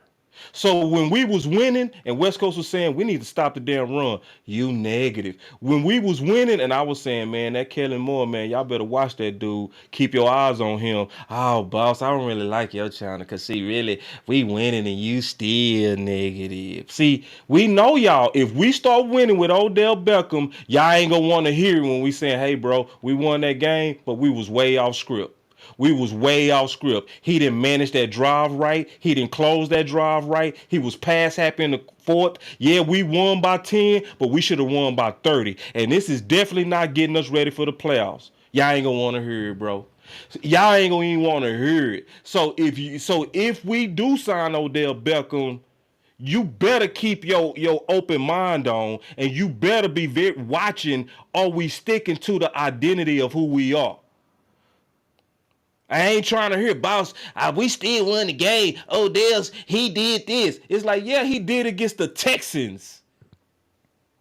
Nobody care about no Texans. I mean, that's my thing, bro. Like, if you got time to make your offense better with Odell, you got time to make your offense better with Noah Brown. Like, like if you're going to try to teach somebody to play, you need to go sit down and teach Jalen Tolbert the book. Like, you know what I'm saying? And people can say, because right now, I am just 100. I can't jump into the Odell Beckham thing until I know his like, and him just getting cleared doesn't mean anything, bro. Like, the internet is available. Odell Beckham, why are you not on the internet showing me routes? I saw a video of you. It took me. Listen to me. I was gonna show the video too, but Cowboy fans are so weird. I wish you did. Bro, it's the Odell Beckham is running on a padded floor and some basketball shoes, and then he had to psych himself up to even take off running. I'm like, bro, he's a month away. If you were still doing that right there, like getting. Like, he literally, like, before he ran, he was like, you know what I'm saying? And he gonna take. You should have showed it, bro. I wanted to see that. You know So check he this gonna out. power run across the field, bro. I'm thinking in my head, like, yeah, bro, that's a dude that's about a month away from football. So check this out. My boy Cowboys fan said if Odell goes to the 49ers and does us bad, we gonna public apology from y'all. And then he laughed. Okay, listen, bro. See, y'all, that's why I say y'all gotta really know us, bro. See, if anybody been following my channel, I was for Odell before Boss then. Cowboy, bro, you gotta stop. Listen to me. No. I'm gonna say this, bro. You gotta stop answering them type of. No. I do gotta answer them type. But let me explain this because this is important. No, I gotta answer them because it's about our character, and then people when they say stuff like that, it make it seem as if we don't really have real character about this stuff, and we do. So let me say this real quick. But can I say something real quick? Because I wanted to make a point, and then tell me why I don't need to deal with that. But let me finish what I was gonna say to that, because this is the real thing. I wanted Odell Beckham before Green Bay. And I was publicly saying I wanted Odell Beckham. But after Green Bay, you know what I did in terms of are we go apologize? You know what I did Monday? If you watch that show, the first people that I apologized to was Coach Marvin West Coast. See, I ain't peeped that. So for those y'all that been asking, are we the types that apologize? The first thing I said on my show is I said, hey, listen, y'all, Coach Marv, West Coast, y'all was right. Odell Beckham is dangerous based on what he just did with Green Bay. So for those of y'all who keep acting like we don't apologize or we don't change or say, now we was wrong on that, you don't watch this channel enough. because I was for Odell Beckham up into Green Bay. So when I saw him throw it with 46 pass attempts and we was up by 14 points, and then I also saw Jerry come back in and get his back. Now, bro, don't question me or West Coast on do we have the integrity to say when we was wrong. I'm wearing this run the damn ball hat because this is a public declaration that what I said 2 years ago was wrong.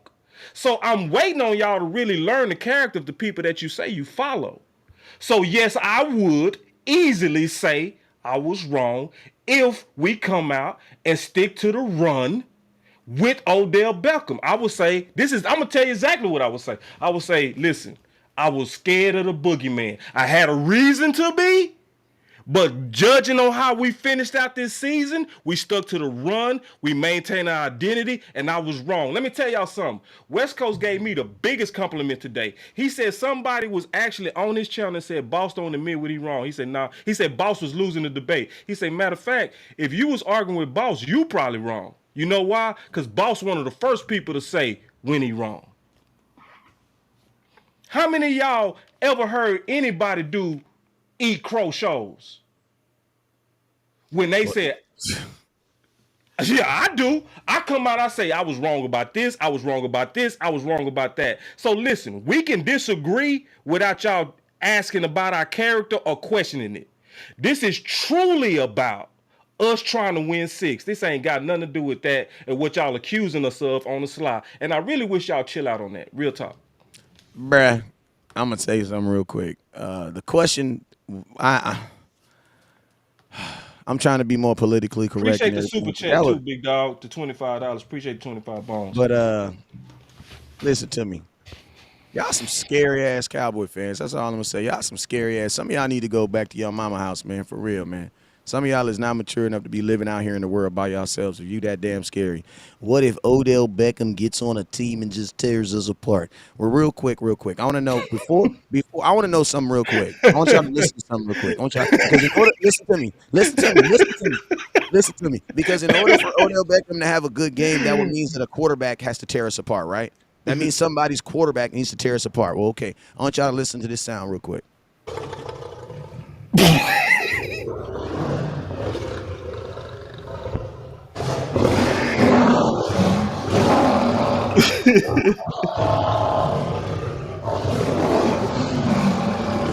Yeah, let's listen one more time just in case y'all didn't hear that. Dude, that is acting scary. That is so acting scary. Does anybody know what that is? Send Fred to tear us up. Does anybody know what that is? Does anybody know what that sound is? Does anybody know what that sound is? Because I'm gonna just tell you this right now. In order for Odell Beckham to get loose on us, that means that the thrower, the person that actually throws the ball, gotta get loose first. I want to know right now what quarterback is gonna get loose when this is on the field. Ooh. Is that a lion? Well, you know it is. Okay, I was making sure I was hearing. What? Yeah, that's a lion, dog. Yeah, I ain't scared of that. I want to know real quick. How did, because I got this little list. You guys, in life, I'm trying to get better. I'm trying to get better with my, I want to be more clear with the things I do. So I just want to put these clear. Put these names in the comment box. How did that work for Jamar Chase? How did that work out for him? How did that work out for Justin Jefferson? Didn't work. Shut down. And Jamar Chase has Joe Burrows. Okay, so let's put Joe Burrows. Justin Jefferson has who he has Kurt.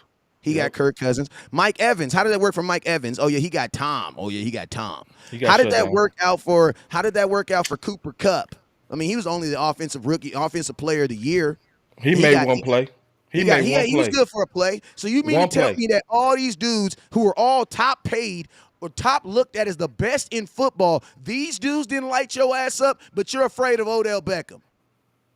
See, that's what I mean. That's why I be trying to say. Can you please play that line one more time, bro? Just on your point. Right. Bruh, that's why that is scary. Excellent point on showing the fear of that comment.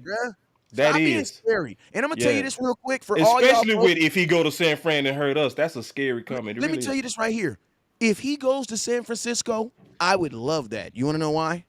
because there's only one football in all of football, right? So if you're giving it to Odell Beckham, that means you're not doing what? That means you're not giving it to who? To the running back. So if you're giving, so you mean, yes, I would rather you have Odell Beckham so that it makes you want to throw more. You want to know why? Because I have a number 7, and then I also have a number 1 of these. Mm-hmm. I honestly don't think nobody can beat us when we stick to identity. That's Right, the and key thing. I also got one of these too. Look, got one of those too.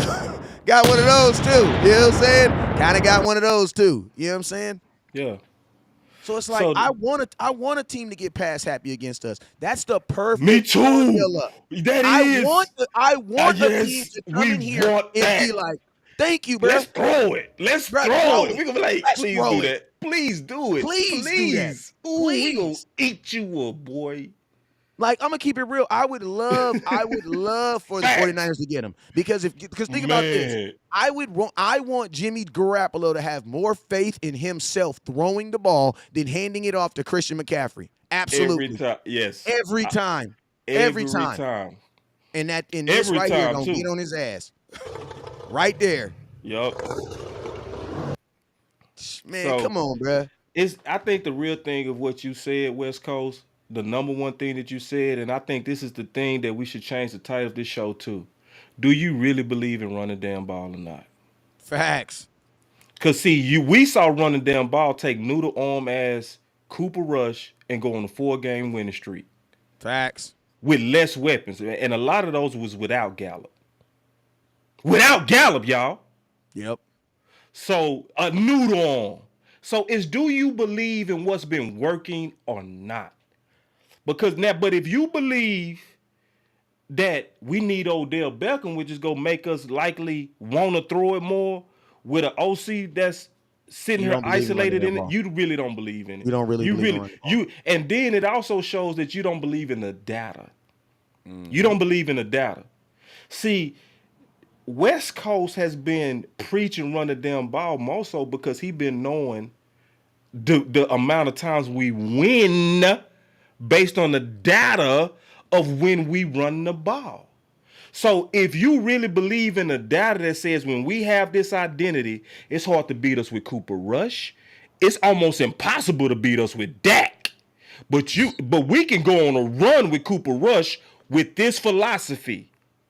I want to do everything in my power to keep that philosophy the same. Yep. Especially when it's a risk of it changing based on the current leadership model. And I'm gonna It's tell you that something, simple. boss. I'm gonna tell you something, boss. And this is not an attack on Dak, but if Cooper Rush would have played against the Green Bay Packers, we would have beat them. You want to know why? We'd have ran the ball. Because we would have only threw the ball 20 times. Yep. We would have only took and it's so crazy. Like think about like that's how powerful, man. That's how powerful running the damn ball in football. Yeah, is do you believe it? It is the most single-handedly the most strongest weapon in all of football. Yep. You know what I'm saying? Because a run, like think about this. The Cleveland Browns came out of nowhere with what? With a run the butt. It was because of Chubb and freaking Hunt. It was them running that running attack. You know what I'm saying? Like it's the run. And then think about this. Like even teams like Kansas City, people always say, "Oh, Kansas City, they're a team that loves passing the ball." They do, but think about this. When Kansas City won their first Super Bowl, guess what they did the very next year with their first round pick? They drafted a running back. Yep. And they wouldn't have won that Super Bowl without running the ball. They MVP should have been their running back and not Mahomes. My boy Damian Williams, number 26. Yep. Arizona Western. Man, that dude did not play good. That what bailed them out of that game was the running game. So even though, they're a pass happy team, when it came down to actually getting the ring, it was on the ground. Yep. And they went and got freaking Le'Veon Bell that same year. You know what I'm saying? The same thing with the Rams. The Rams won because they kept it on the ground. Yeah. So it's like, and I'm gonna tell you this right here. Like, you also got to look at the trends. Like I always say it like this. And boss, this is some higher level stuff that I'm gonna think about. Like we had to know that this passing was gonna run out. You want to know why?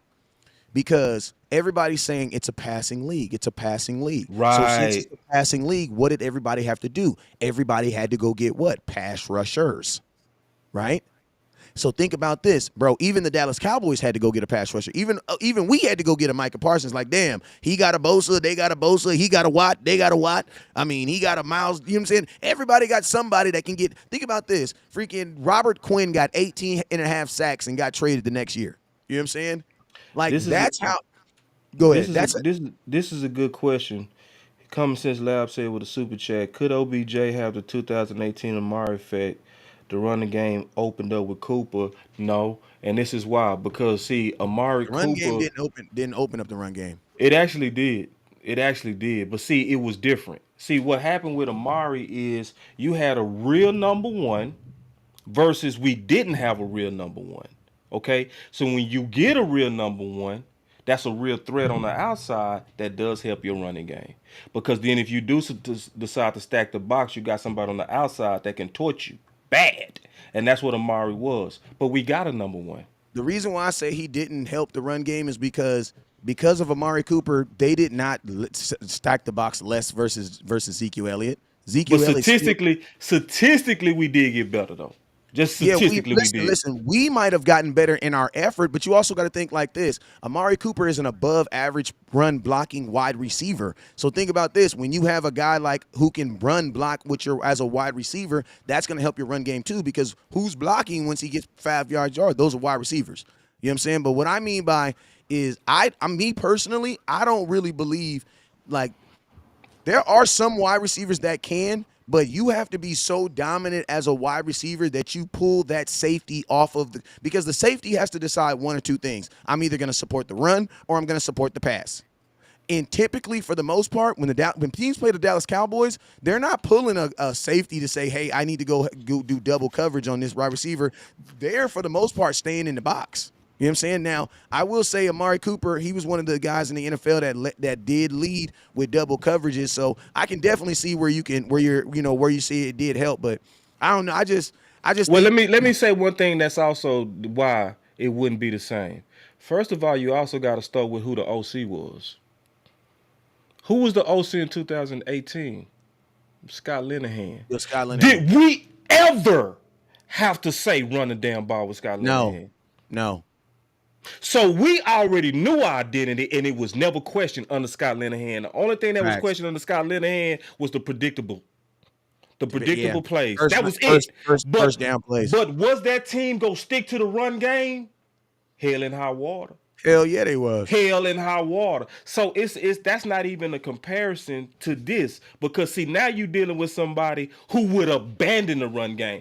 Now, Scott Linehan was committed to the run game. 2014, 15, 16, 17, and 18. Like, you got to think like this. If Scott Linehan is not committed to the run, you don't draft Ezekiel Elliott for it. Exactly, bro. No, you don't do that. Yeah, because Kellen Moore wouldn't have got a Zeke. Kellen Moore wouldn't have got Zeke no. He would have said we don't need him. That's exactly what he would have said. Not a running back. Not a running back. So now that's not a comparison. See, if it was the case that we had Scott Linehan, bro, yeah, he could help. Odell Beckham could help, but it's not, bro. Hey, boss, it's just what it is. I'm gonna ask you a question, boss. Do you honestly can we honestly sit up here and think that the Dallas Cowboys didn't go to Kellen Moore? Or you know what? I'm not gonna ask boss. I'm gonna ask the fans. Do you guys think that the Dallas Cowboys went to Kellen Moore and said, hey, Kellen Moore, do you think you can run this offense and be successful without Amari Cooper? Why? Because we're probably about to trade him. You know what I'm saying? Yeah. You guys think they probably I would think that that's a quote. They may not have used his answer as the reason for doing it, but you still got to take him in consideration, right? Or think about this. When you make that move, you know what you're saying? You're saying that you believe in your offensive coordinator to do it. So think about this. If you have to go do it, you know what that means? That means you were wrong in your assessment of Kellen Moore. If you're Kellen Moore right now, there's no way he supports a bringing in of Odell Beckham Jr. Right. Because at some point of this season, they had faith that you could do it. Without Amari. Without an Amari. So now you're telling me you cannot do it and you have to have this? Right. That's why I said if I don't believe your offensive coordinator, and I think they've been very strategic on asking Kellen Moore if they want him. Like listen to me. I don't care if Micah Parsons wants Odell Beckham. Micah Parsons is going to want $50 million a year. Guess what? He's probably not going to get it. I Right. don't care if Dak wants if Dak wants Odell Beckham. I'm pretty sure Dak wanted a bunch of dudes. You know what I'm saying? I'm pretty sure he wanted to get paid, but guess what? He got franchise tagged. I can show you a long history of Dallas Cowboys players wanting stuff and not getting it. You know what I'm saying? I can even show you a longer list of fans wanting stuff and not getting it. Jamal Adams, listen, think about this. Jamal Adams made more sense than Odell Beckham. You want to know why?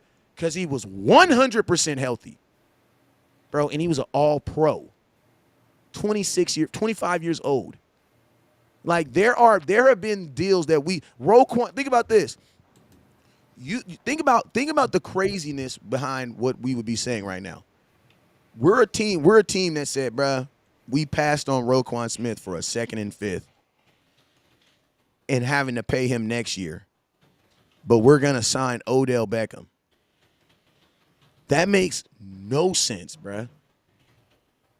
Like, that makes absolutely no sense. If you put in your abacus, or if you put in your mathematical equation machine and it said it makes no sense for you to sign Roquan Smith, how in the hell do you put this analogy in there and it says it makes sense to sign OBJ? What is you talking about? You actually need a middle linebacker. And the dude is young. And it's a 2nd and a 5th. What? think about that. If you get we say, there are moves that the Dallas Cowboys should have made that make way more sense than this, that were even easier to facilitate. Why? Because if you have Roquan, there is no medical. There's nothing involved. Nothing involved. You know what I'm saying? So it's like, that's why I say, like, there are actual moves that the Cowboys could have made and should have made that made way more sense and would have been making more sense for anything. But the cool thing about the Cowboys is you always got to be wary of the Dallas Cowboys when they're able to sell you their brand without selling you a product. Like, think about this right now. The Dallas Cowboys, by way of OBJ, are selling Cowboy products without OBJ even being on the team. You want to know why? Because every news syndicate, everything that's on right now is what? Dallas Cowboys, bro, OBJ. Like, that's just real. Like, he wasn't even this wanted. He wasn't even this popular or sought after when he was getting traded to when he was going to when he was going to the Rams. Yeah. It wasn't even this much hype when he was doing that. And the reason there is hype is because Cowboy Nation is the one that's driving it. So my question is this: if we're the ones driving it, why haven't we signed him? You know what I'm saying? Like, why are we still talking? I don't need nobody else to say they want Odell Beckham. I don't need nobody else to say it. I need someone to say they want to sign OBJ. Because signing someone and wanting them is two different things. He told me that he dreamed about, in the shower, taking a shower, he was thinking about Dez Bryant. And I'm going to tell you this right now. When I heard that, I just knew for a fact Dez Bryant was coming back to Dallas. I just knew it, bruh. I just knew it, boss. Dez Bryant never came back to Brown. Guess what? Listen to me. Jerry Jones told Jimmy Johnson, Jimmy, I understand this is the Hall of Fame, the greatest achievement of all. But I want you to know there's something better than this. Here, everybody looking like, what the hell could be better than the Hall of Fame? You're going in the Ring of Honor. Yes, Jerry went on the Hall of Fame show and told someone else that's just like going up there for a Grammy and be like, yo, man, shout out to this Grammy, but I want to let you know you about to get this BET award at the end of the week too, man. You know what I'm saying? Shout out to them, but we got this BET award for you, right? Well, guess what? Jimmy ain't even in the he's not even in the Ring of Honor right now, bruh. So it's like Jerry Jones will literally say stuff and it's not that he lies, he just don't do it. Is that considered a lie that's still considered a lie, right? Because he technically telling the truth because you are going to get in, he just don't know when. You know what I'm saying? So it's craziness. Jerry Jones has literally told us stuff and not come through for it. You know what I'm saying? So that's why I say it for me. This would fall if that's honestly, I want to know to the Cowboy Nation this. With all the hoopla and everything that's been said about OBJ, how will you feel about Jerry Jones and his organization if they don't get OBJ? I think that's a better question. If with everything that's being said and everything that's going on right now about OBJ, and you wake up tomorrow and you find out he signed with the Buffalo Bills, what are your thoughts going to be on that? What would y'all thoughts be on that? You would feel what? You'd feel used, right? Like we always get used. But one of Yeah, the things like but one of the things that I say, man, if we get Odell Beckham, I want all of y'all to know that I will fully support Odell Beckham. I will wish nothing but the best for Odell Beckham. But the one thing you go see from Boss Cowboy Sports is you go see me really, really, really, really hone down my eye on the usage of Odell Beckham as well as the whole receiving core and our running backs. I'm gonna just have to focus in even tougher. Turpin's Uh, dead. He gone. Turpin's gone. When you get yeah, OBJ, you yeah, just don't he even gone. label him as a Yeah, wide yeah. receiver. He is a kick So returner, punt returner, period. it's one of them things. I just definitely want to say I'm going to support him if we get him. Um, and when he make plays, if he healthy, I'm gonna say, yeah, I know that dude can make plays. But see, what I'm gonna do is wins or losses, I'm gonna be laser focused on the identity of this offense. Because see, we fell for it last year when we won them 12 games. We fell for it last year. We thought because we won them 12 games, we was playoff ready. But the whole time, Kellen Moore was not ready. The whole time, he was still the entire time abandoning the run. And guess when he abandoned the run? When we beat You New needed it the England. most. When we beat New England with the pass. That was his one excuse that he used that one time to start passing the whole second half of the season. He totally abandoned the run. So that's all it is. That if we get Odell Beckham, I'm gonna be forward, but I'm gonna get on y'all nerves even worse. Cause what I'm gonna do is even when we win, I'm gonna be laser focused on attempts. I'm gonna be laser focused on identity. I'm gonna be looking for are we going at high tempo at the wrong time? I'm gonna be looking at time of possession to see if we rested the defense. I'm gonna be looking at how did we close our games? Did we close it out with the right people? I'm gonna just have to stay diligent because I see that a lot of our fans are not, because they really do not understand run the damn ball like they act like they do. Because if you Hey, really understood run the damn ball, you wouldn't want to risk anything that'll make us go away from it. facts. And think about this, boss. Like, man, if you're running the ball, like I think some fans just got it backwards. If you run the ball successfully, your passing game is going to get easier anyway. You want to know why? Because teams don't stack the box. Teams stack the box to help stop the run. If you help stop the run with a stacked box, you know what that means? You have one-on-one coverage on the outside. That means all you have to do is beat. You have guys that need to beat their guys. That means CeeDee Lamb is one-on-one with a corner. That means Noah Brown is one-on-one with a corner. You know what I'm saying? Everything is going to get easier anyway while you running the ball. That's why Noah Brown was able to make plays in a game when Cooper Rush was the quarterback. Why? Because you were running the damn ball and he was giving him the one options on the outsides. So it's like we gotta listen to me. I know there's people out there. Amari Cooper did not help this run game. I'm sorry. Like the only thing that he helped in was blocking downfield, but the Dallas Cowboys did not throw the ball to him enough for him to be used as a decoy or anything else. That is just on. Listen to me. That the team still fear your ability to run the ball. No, Like they feel and that more think than about anything. this. I'm gonna tell you this right now. The reason why they're stacking the box is because of Tony Pollard and what Ezekiel Elliott is doing. And guess what? They're not gonna move. They're not gonna move that for no damn wide receiver. They're not gonna do that because teams understand that when you run the ball on them, that is a physical beat down. When you're passing the ball, we still good. We can still run. We can still guard y'all all night. But when you're running the ball, I gotta commit to stopping the run. You know what I'm saying? So, and like, think about this. That's how Green Bay did is. Like, think about like freaking on Aaron Rodgers' his fifth pass of the game. He threw a play action bomb touchdown. You want to know why? Because they had ran the ball 13 times up to that. And guess what we had? We had single. We had all our corners up in man press. Why? Because they were up trying to help the run. That's how a guy like Anthony Brown gets beat. Why? Because there's no help. Why? Because the safety's trying to help the run.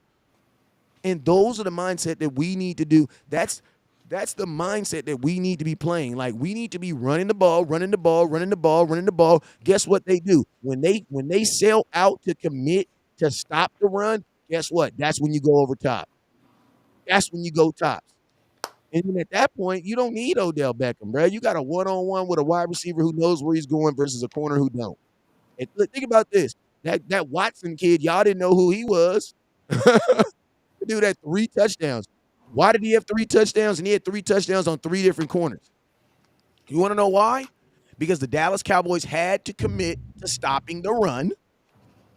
We had to commit to stopping the run, which did what? Which made all your corners get one-on-one coverage. Why? Because there was no safety help. Why? Because the safety had to help with the run. So that's why I say the Green Bay Packers philosophy is what the Dallas Cowboys should be doing.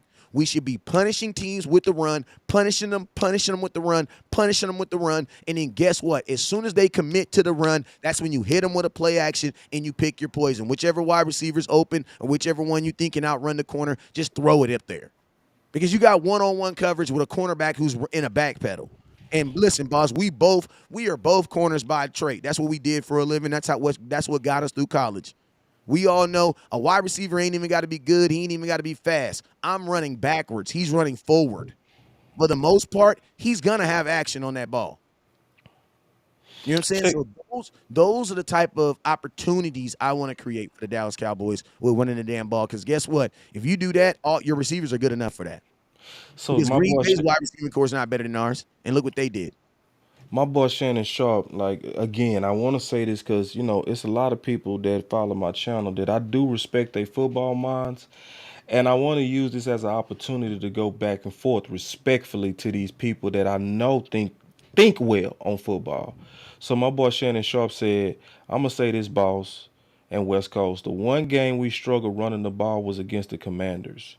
The Niners are the best in the league at stopping the run at 3.4 yards per average and an average of 4.5 yards per carry. See, Shannon, first of all, excellent thought.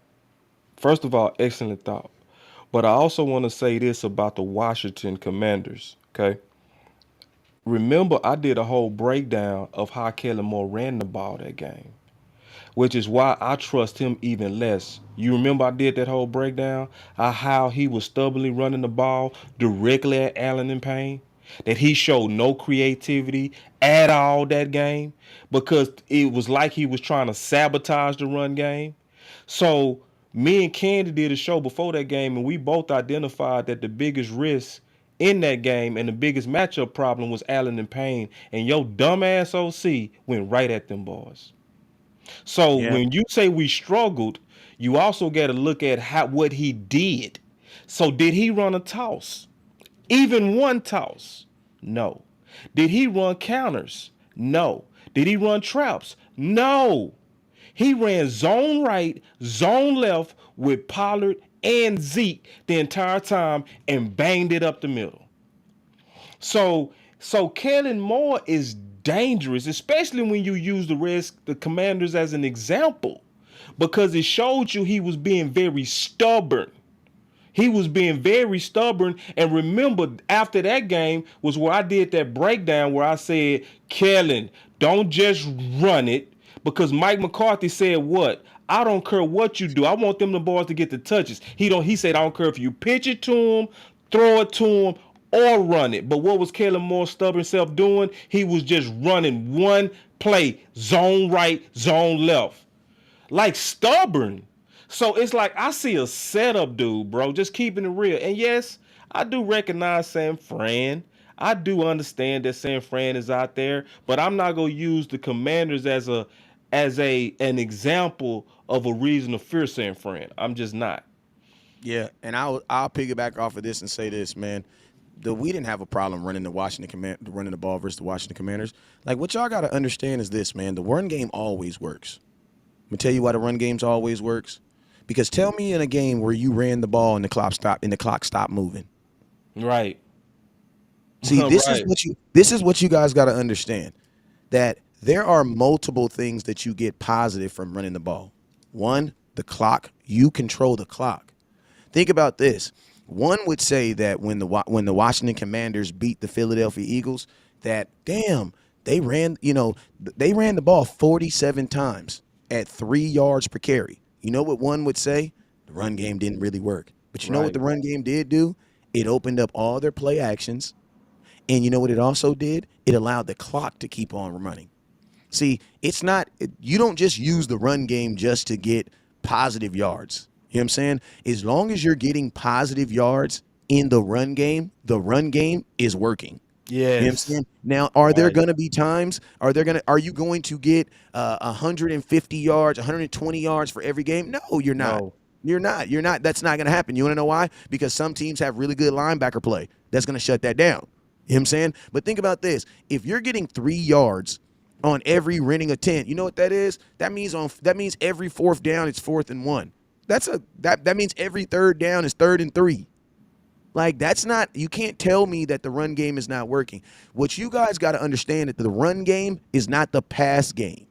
That's the difference. The run game is not the pass game. You know, the run game has its own nuances. Like you can't control anything with the pass game. And to be honest with you, there are more negative things that happen when you pass the ball. And when you actually, because think about this, when you pass the ball, 3 things can happen. 2 of them are negative. 1, he can catch the ball. 2, it can be an incompletion. 3, it can be intercepted. There are more negative. Or it can be a pass interference that don't get called. Penalty. Still, think about this. There are still more negative things that can happen. There are still more negative. Think about this. What's the most negative thing that can happen when you run the ball? You lose yards. Well, guess what, fellas? When you lose yards in the run game, does the clock keep on moving? Yes, it does. Yes, it does. So that's why when people are winning, they just kneel down and they just take yards. Want to know why? Because even when you lose yards with the running game, the clock is still moving. That's why I say versus the Green Bay game, we have to understand, our offensive coordinator needs to understand when it is time to win games and when it's time to close games. Like you know how your mama come home and be like, yeah, you guys didn't played. It was good. It's time to start wrapping this thing up. Why? Because we're about to leave. We're about to leave. Like Kellen Moore needs to and that's what you guys, because think about this. In the Green Bay game, we didn't need 180 yards. We didn't need that. No, What we needed is 12 more running plays, because guess what? Those 12 running plays times 45 seconds on the clock, guess what? Green Bay doesn't have enough time. Right. Think about this. When you played Tampa Bay last year, not this year, but last year, when we still had 2 minutes and 43 seconds left on the clock and we decided to pass the ball, guess what? In that game, you didn't need to score. You needed to do what? Run the ball 3 more times so that you could do what? Burn time off the clock. Right. And guess what? You can even lose yards. You can lose yards and still win. Yep. So that's why I say the Dallas Cowboys, you said an amazing thing that I always bring up too. Situational passing is also important too, because that's what really, like, think about this. When his back is against the wall and he has to fight and crawl his way out of a situation, you know what he's going to do? He's going to throw the ball. And I'm going to tell you, then I'm going to give you another example, because some of y'all don't remember this, but y'all going to remember this. Y'all remember 2 years ago when we played the Tampa Bay Buccaneers, right? Their kicker pinned us down on the 3-yard line on the very first play of the game. Do you know what the very first play of the game was? The Dallas Cowboys dropped back, threw it to the left, and Amari Cooper went 26 yards and got you out the red zone. Sure did. So when Kellen Moore's back is against the wall and he needs to make the play, he does what? Pass. He throws the ball. I was talking to and he admitted that he a crack addict like that, bro. Yeah, hey. He said, and I quote, "Everything in me wanted to pass the ball all game." Facts. Versus the Rams when we won. Facts. Hey, boss, think about this. If you're a dude, say you're a dude that robs banks. Boss, say you're a guy that robs banks, right? And you're like, man, I ain't gonna rob banks no more. And then you go flat broke. Guess what? We'll know if you really turned from your ways. If you go rob a bank. Right. But if you be like, I ain't gonna go rob no bank, I'm going to go get a job, I'm going to just go hustle me some cans, then guess what? Then we can look at you as a man who changed. Right. But guess what? He ain't showing it. You can work, you can do all this, you can say all this good stuff, but we know who you really are when your back's clearly some of us don't know. I'm being honest. Clearly, people don't understand the risk of Kellen. People just don't get that. That's the part that people don't get. They just drunk on the potential of Odell Beckham. They don't get the risk that goes with Odell Beckham being with Kellen Moore. That's what they don't get. Everybody drunk on he makes us better. Listen, if healthy, I already told you he make us better, but he also makes it risky. And see, nobody addresses that. And I want to read this real quick. This is what Shannon Sharp, my homie. And we got a 99 super chat. He said, Jay the Great, he dropped some money. I appreciate that, big dog. Shannon Sharp said, yeah, I remember that breakdown, boss. Kellen was just running the run. No outside runs or nothing. You're right again, boss, but I really want OBJ for the playoffs, so I'm going to keep thinking of a better reason. Hey, I'm gonna tell you this. I can rock with you for that, dog. Hey, I can I can tell you rock with something? you for that. Hey, boss, That this boy gonna say, tell y'all this. I'm This gonna thinking tell something y'all. else. For y'all folks, listen to me. For y'all folks that want to go into the playoffs feeling the way that you think OBJ is gonna make you feel, go find a linebacker. Ooh. Let me tell you this right now. You know that feeling that you feel like OBJ is gonna just do it when I get in the playoffs, and I'm gonna feel like this. Go get a linebacker, and you'll actually have that. You may not feel it, but you'll actually have it. After the game. Like, listen to me. A linebacker, if we go get a linebacker, that's something you're gonna appreciate after we get into playoffs. Yes. OBJ is something that you guys are just happy about right now. But if you go get a linebacker, that's going to be something you're going to be thanking yourself after. Because think about this. I'm going to ask you guys a question. I want to ask you guys a question real quick. I want to ask you guys a question. What do you guys think teams will do if they cannot run the damn ball versus the Dallas Cowboy defense? Let's talk about a different conversation. Let's stop OBJ for a minute, quick second. Let's go. And I got to say this point too real quick. Just to help your point out, Boss Cowboy. Okay, yeah, people be like, oh, you can't tell me that just because we get OBJ, we're gonna throw the ball more. Okay, well, I'm gonna ask you guys a question. When the Dallas Cowboys were up 28-14 on the Green Bay Packers, whose decision was it to call 14 more passing plays after that? Because whoever that guy is, his ass needs to be fired. Right. That's all I need to say. And that was the guy. If it was Kellen Moore, Boss Cowboy's right. You have to admit, Boss Cowboy was right. Right. Can we say that? Yep. We can say that. You should. We can all admit that was what? That was Kellen Moore's job. He called that game. Right. So we already see a sample size of what Boss Cowboy's saying. Because even when we were up without Odell Beckham, this motherfucker still threw the ball. So how can you tell me that he's not gonna? He's for sure gonna do it with Odell Beckham, bruh. Oh. Like he just proved it in the Green Bay Packer game that he's gonna do it. He did. He proved it. And he did it after Mike McCarthy said, I don't see us changing. Facts. So think about this. You're actually hoping that Kellen Moore goes against himself. That's not gonna happen. It's not gonna happen. See, when West get like this, this is West in the zone right here. This the West I miss right here. This the one. They're not. It's not gonna happen. So he gonna have to go against himself, dog. It's not gonna happen. Nah, that ain't gonna happen. That ain't gonna happen, bro. That ain't gonna happen. So this is what I need all of y'all to know, bro. Whether you agree with us or not, at this point that don't matter, because likely they go do what they want to do anyway. What y'all gotta understand is, from my perspective, the best way to move forward is to protect the run identity. That's our now to y'all think the best way to go forward is to give Kellen Moore a weapon for the playoffs. Okay. Okay, cool. Give him a better center, shit. Yeah, give him a better center, bro. Give him a guard. But listen, y'all. I mean, y'all just different from me. Because all I needed to see was Green Bay. And let me tell you why all I needed to see was Green Bay. Because at that time, I was thinking West was wrong. Hear me out. West was saying, we don't need to get Odell Beckham. I was saying, West, you don't see the current. I see Jerry Jones over here saying run the ball.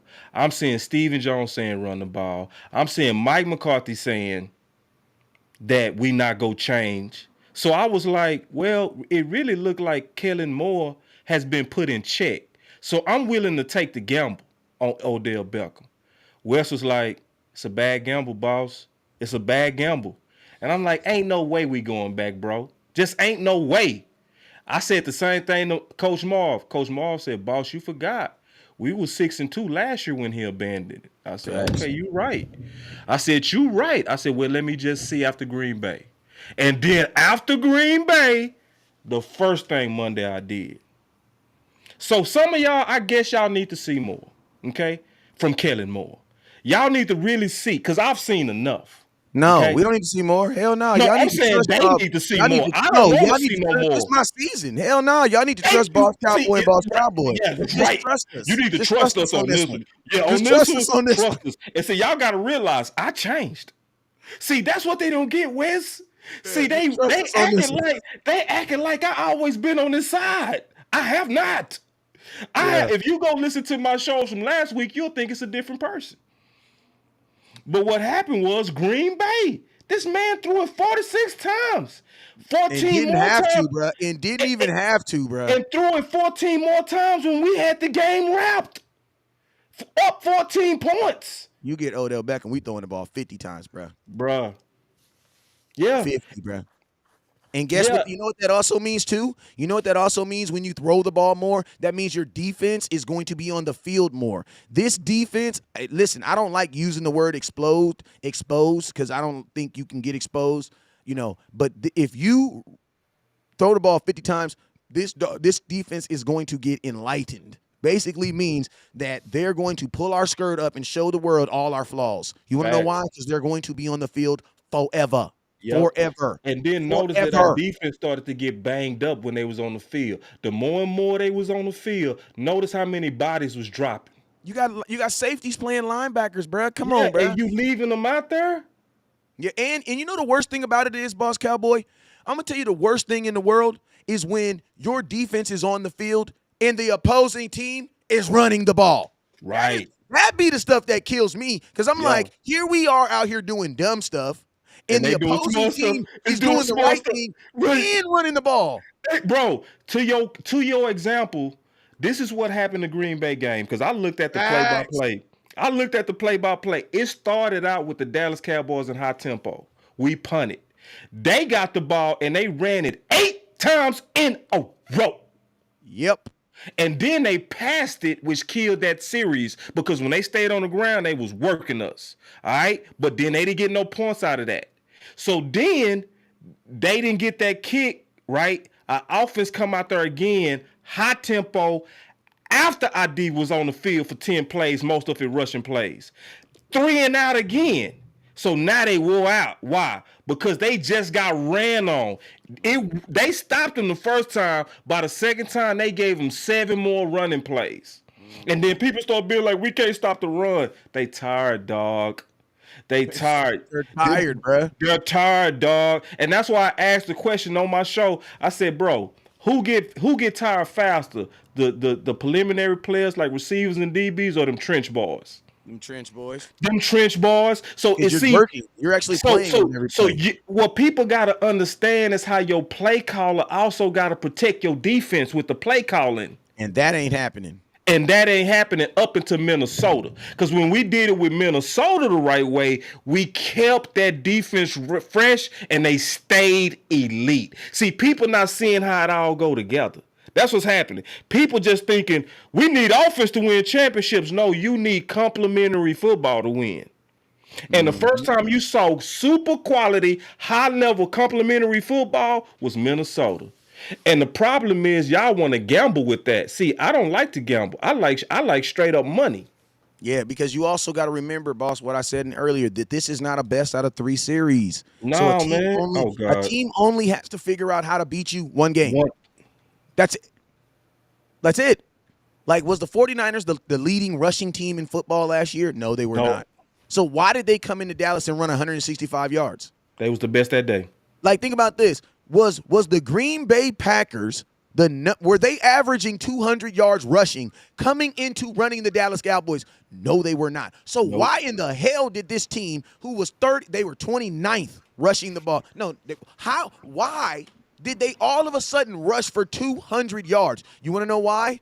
because somebody watched film on the Dallas Cowboys and said, "Man, they are ranked 29th versus the run. We should probably Stick run the to damn it. ball." Right. I know Aaron Rodgers makes, and I'm gonna tell you, this is the thing I like. I ain't gonna say I love this, but this is what I love about fan bases. Like even the Green Bay Packers, I love this about their fan base. It's like nobody says Aaron Rodgers is making $50 million though. And we're not paying him $50 million to hand the ball off to such and such and such. Like all these other dudes, like like Lamar Jackson. Lamar Jackson can run one game 50 times and then throw the ball 2 times. Win the game, nobody's tripping. Nobody's tripping. Nobody's tripping. Even look at Philly. Look at Philly. Jalen Hurts can run the ball 12 times, throw the ball 18 times. He's an MVP candidate. He's easy. Like, bro, like I really had to go look at Jalen Hurts stats. Like, bro, are you kidding me? Are you kidding me? This dude running the Wildcat. Oh, Wildcat. No, they running the Wildcat. Like, bro, like, listen to me, bro. Like, the criterias of an MVP are just getting low around here. Oh, my God. That MVP is too low, dog. Hey, but see, let me add something to your point real quick, dog. You know Nobody what cares, though. Nobody trips on them, bro. You know what frustrated me the most on that Green Bay game, to your point, bro? You know what frustrated me the absolute most? Aaron Rodgers still got to do the end-time interview, even though he was not the reason he won the game? No, but but you said the right person, but the wrong situation. Go ahead. When Aaron Rodgers cussed out his head coach and said, "Run the f***ing ball." Yeah. See, that pissed me off because that's what our fans don't understand. See, and this is how I looked at it. That means Aaron Rodgers knew what was up with our defense going into that game too. Right. Like he knew it. He knew it. This is the weight of that. I want y'all to understand that Aaron probably has, and I would say is the GOAT of arm talent. Not the overall quarterback GOAT, but GOAT of arm talent. He literally said, "Stop using my arm, dummy." Talking to his head coach. And so because what West Coast just said is it frustrates me to see other teams doing what's smart and we over here doing the opposite. And that's the highlight of what West Coast said right there. Bro, that broke my heart, bro. Because that's all we fighting for this fan base and the Cowboys to understand. And not even Kellen Moore and the fans. See, because if we was united on this, it would make a bigger difference. But because we want to drink the Kool-Aid so much on Odell Beckham, what we really saying is we getting ready to empower Kellen Moore and give him more crack, even though it consistently leads to L's. So I have to ask, do we want excitement or do we want to win? Yeah, hey, and somebody asked me a question. They say, West Coast, since you feel this way, do you disagree with the loss of Amari Cooper? I'm going to be honest with you. I've actually changed my opinion on the trade of Amari Cooper. I'm going to tell you why. At the on-site, I thought it was a dumb trade. You want to know why? Because I never in my mind would have thought that the Dallas Cowboys were really going to run the damn ball. I would have never thought that. So everything that I was doing as far as my content around what we're coming into this season, I was thinking we're going to throw the ball 40 freaking game times a week. Why would you not want Amari Cooper if you're going to do that? Like, listen to me. Even though I think it's a dumb idea, my job still is to make it work. Like, you know what I mean? Like, because guess what? Think about this. Like, I don't own the Cowboys. So it's like after they make a dumb decision, my job is to get on here and try to figure out a positive way to make it work. You know what I'm saying? And that's what, let me finish this thought real quick. Yeah. You know what I'm saying? So at the on-site of us trading Amari Cooper, and I'm going to be honest with you, now my mind, I don't think it was dumb for us to trade Amari Cooper. I think it was dumb for us to trade him for a 5th-round pick. You know what I'm saying? Like, that's what I think. That's where I think is dumb. Because, like, Boss Cowboys actually said something about Dalton Schultz that has stuck with me, that actually made me change my whole mindset on everything. The reason why he didn't want to do Dalton Schultz was also because what? Because you said we use him as a safety blanket too much. He needs to be throwing the ball to the damn wide receivers more. You know what I'm saying? And so it's like, damn, like, that's where that mindset of, like, you can't give Kellen Moore too much crack came from, right? So that's think about this. This is probably the worst wide receiving room that Kellen Moore's almost ever had. Right. And guess what? This is the best thing for him. Right. That's it. This is the best thing. Because if you over, I don't need 3 receivers with 1,000 yards. I don't need that because Kellen Moore can't handle that. He can't handle that. And I'm gonna just be real with you. And I'm not even saying this to knock on Dak. Guess what? Just like when Lamar Jackson can't run no more, he's going to be a different quarterback. People need things to help them be the person that they are. Bro, Dak don't need to be throwing the ball no 35, 40 times. That is not what you paid him for. He didn't even think about this. Dak didn't even start having consistent games of 35 and 45 attempts until after he got paid.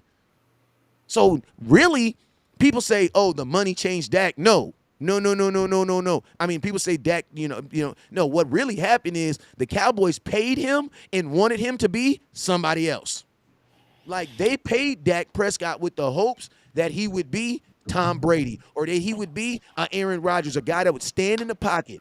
But what the Cowboys should have been paying him for is for who he is, and that is an athletic quarterback. And I'm going to tell you this right here. Give me Dak Prescott with more rushing touchdowns, and that is going to be a team that is going to be unbeatable. Instead of us trying to force the ball down the field to freaking Odell Beckham, let Dak run. Like, I know y'all, listen, most of y'all don't even like Dak, so why y'all get mad if he get hurt or not? Like, then guess what? If he get hurt, Cooper Rush going to come in. Y'all told me Cooper Rush was better than him anyway. So why would I be scared? Check this out, Wisco. It almost sounds like it's a win-win for everybody, right? If you don't like Dak, run him more. Why? Because then he'll get hurt. Then the real quarterback you like gets to come in. So check this out, Wes. This is also what I peep is going on. I've seen a couple of questions about old feelings about Amari and what's going on is a temperature. It's a temperature check of our consistency. So this is what I want to say to that. Y'all also got to give time to catch up. Meaning this, there's stuff that we know this year that we didn't know last year with Amari.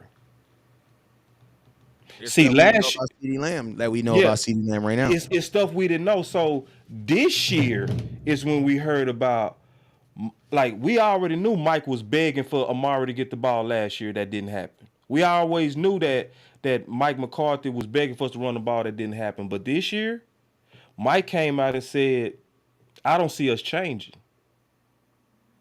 But we changed. You see what I'm saying? He basically was saying, I don't see us going away from the run identity. Kellen Moore still did. See, that's new information that we didn't know last year.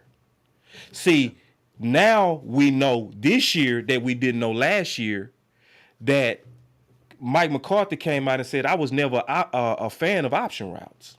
You know what this also means too, Moss? You know what this also means?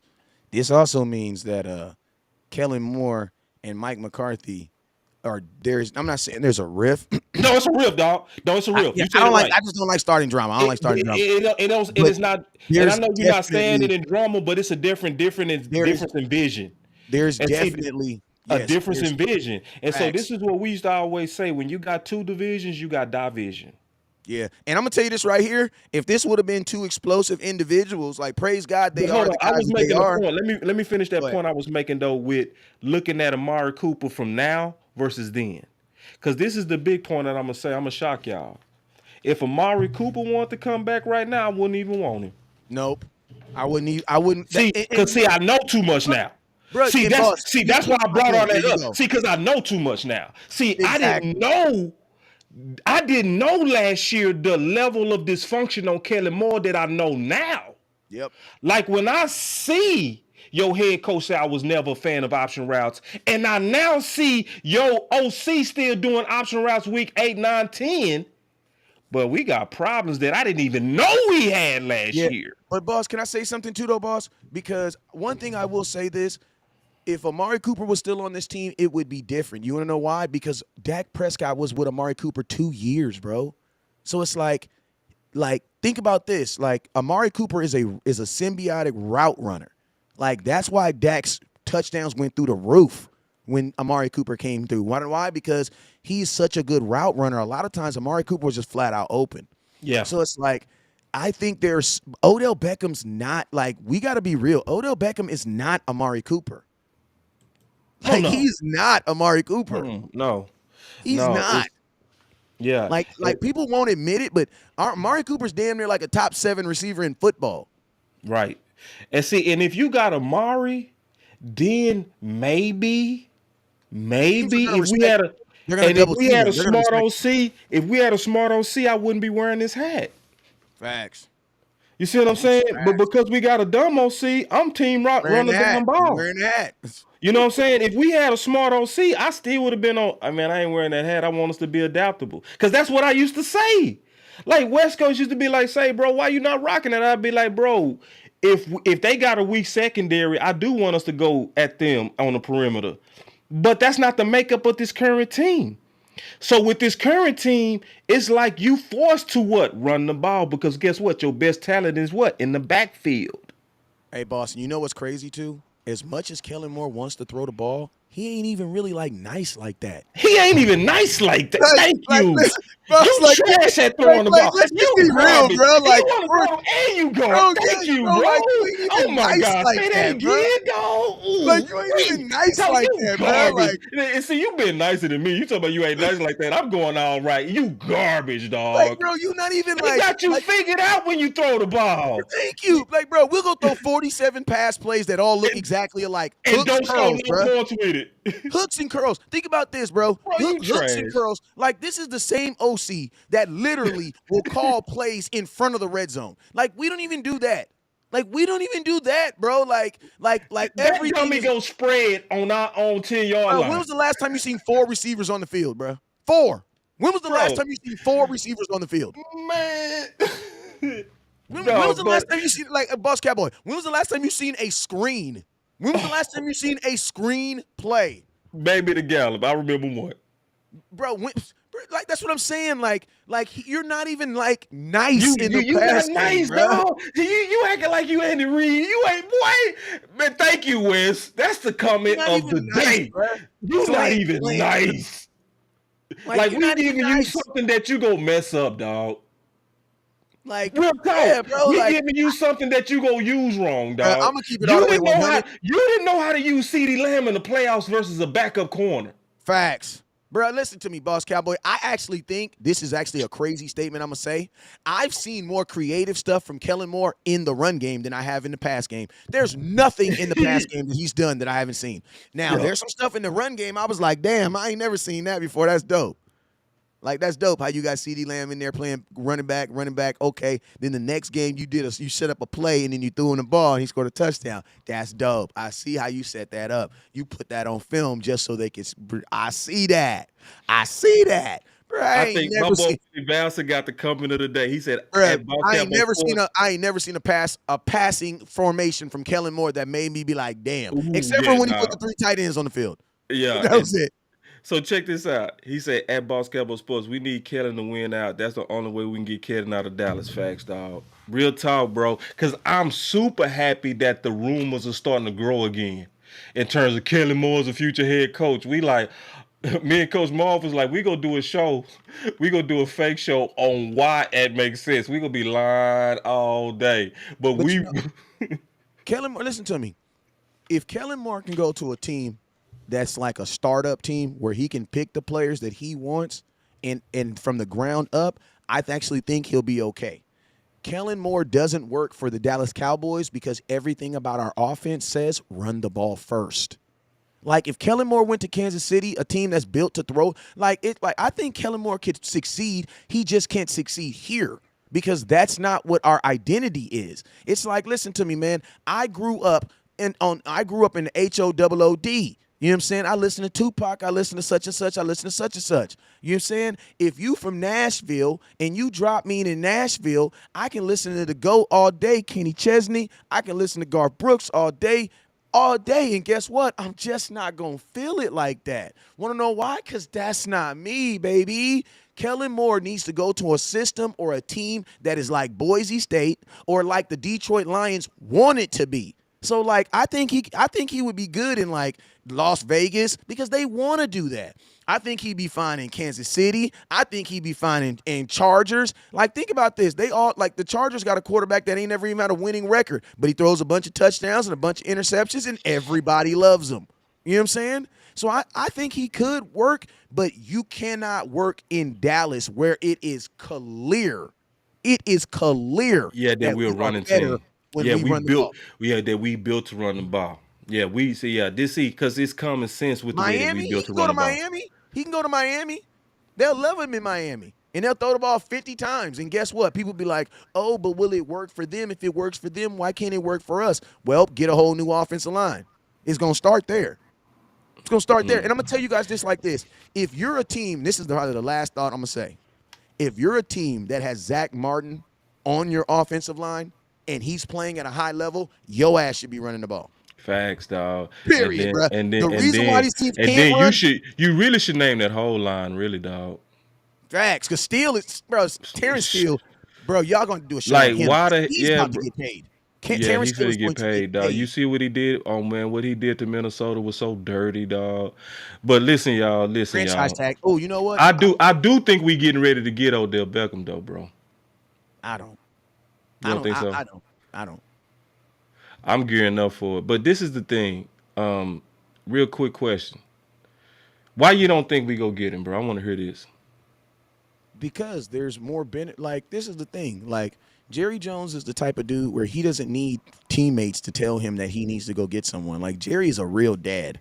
Like, he's a real, when I come in the house, I want my plate on the table when it's done. You know what I'm saying? I want the big cup. You know what I'm saying? Jerry. Yeah. Oh, okay. I see what you're saying. This looks like wrestling is what you're saying. Yeah, man. The fact that you got all these dudes begging Odell Beckham is not how we move. That's not how we move because Jerry Jones will listen to me. Jerry Jones will sign players that everybody say don't sign, and he does it quiet, and he usually is very quiet. Thank you. And like, think about this: when we traded for Amari Cooper from the outside in, everybody was looking at us like, "What in the hell did we just do?" Right. You gave up a first-round pick for nobody what? saw it coming. Nobody saw that coming. You know what I'm saying? It's like it was silent. Yes, like, and then nobody saw all these signings coming that we did. Nobody saw the Peters coming. Nobody saw Anthony Barr coming. Nobody saw that DT we got coming. Nobody saw it. Like, it just happened. And then think about this, Takk McKinley. We actually worked him out in the beginning of training. And then all of a sudden signed him. And all of a sudden he comes in. So it's like when not a peep, but this one is a parade. This one is getting the megaphones. This one is Puff Daddy all in front of the mic. You know what this is, boss? You know what I honestly believe this is? This is publicity. Not even that it's just publicity.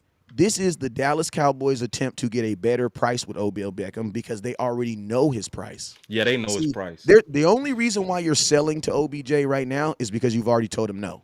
Right. I'll tell you why you've already told him no. Because think about this. If you've been talking to OBJ, why do we need to sell? There's no selling involved.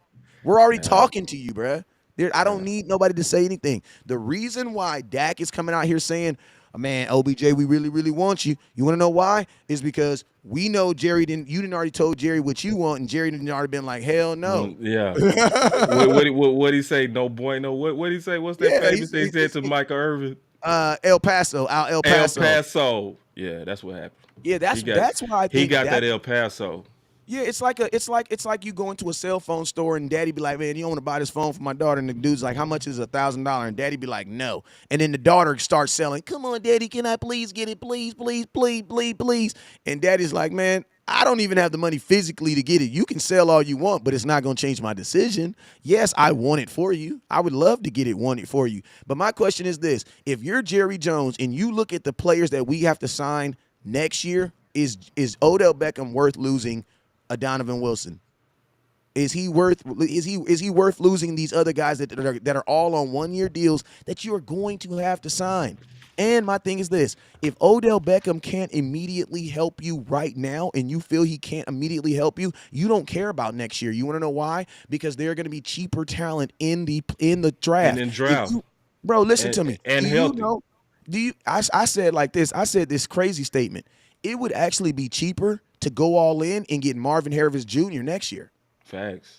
Because you would even if you had to give up a whole bunch, you would still have him for 5 years, and he's 22. Right. It's just common sense.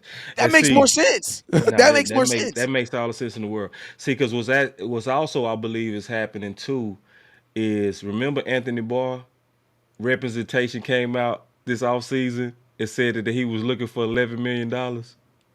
And then what? Womp womp. Facts. Womp womp. So listen, y'all. The only way we go get Odell Beckham is an extremely womp womp contract, y'all. Extremely womp womp, and he don't want that. And I'm gonna tell you this right here, like, I could almost see Odell Beckham not getting signed You want to know why?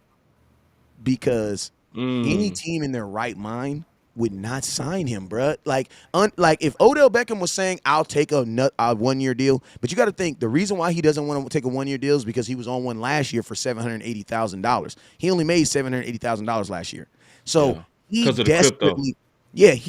because it was prorated. He desperately does not want to sign a 1-year deal because it's not even a 1-year deal. It's like a whatever you get is going to be prorated over like 4 games. So you'll only get paid like, say you sign $2 million. They're not going to give you $2 million for 6 games. They're going to prorate that $2 million over that 6 games, right? Right. So it's like, for Odell, it doesn't benefit him to sign a short deal because it's not really a year deal. It's really 4 or 5 game deal and whatever that money adds out to. So Odell Beckham, in his mind, the most important thing is not winning a Super Bowl this year because you just won one last year. It's making sure that that you don't have to go through this next year when there's actual better options available next year.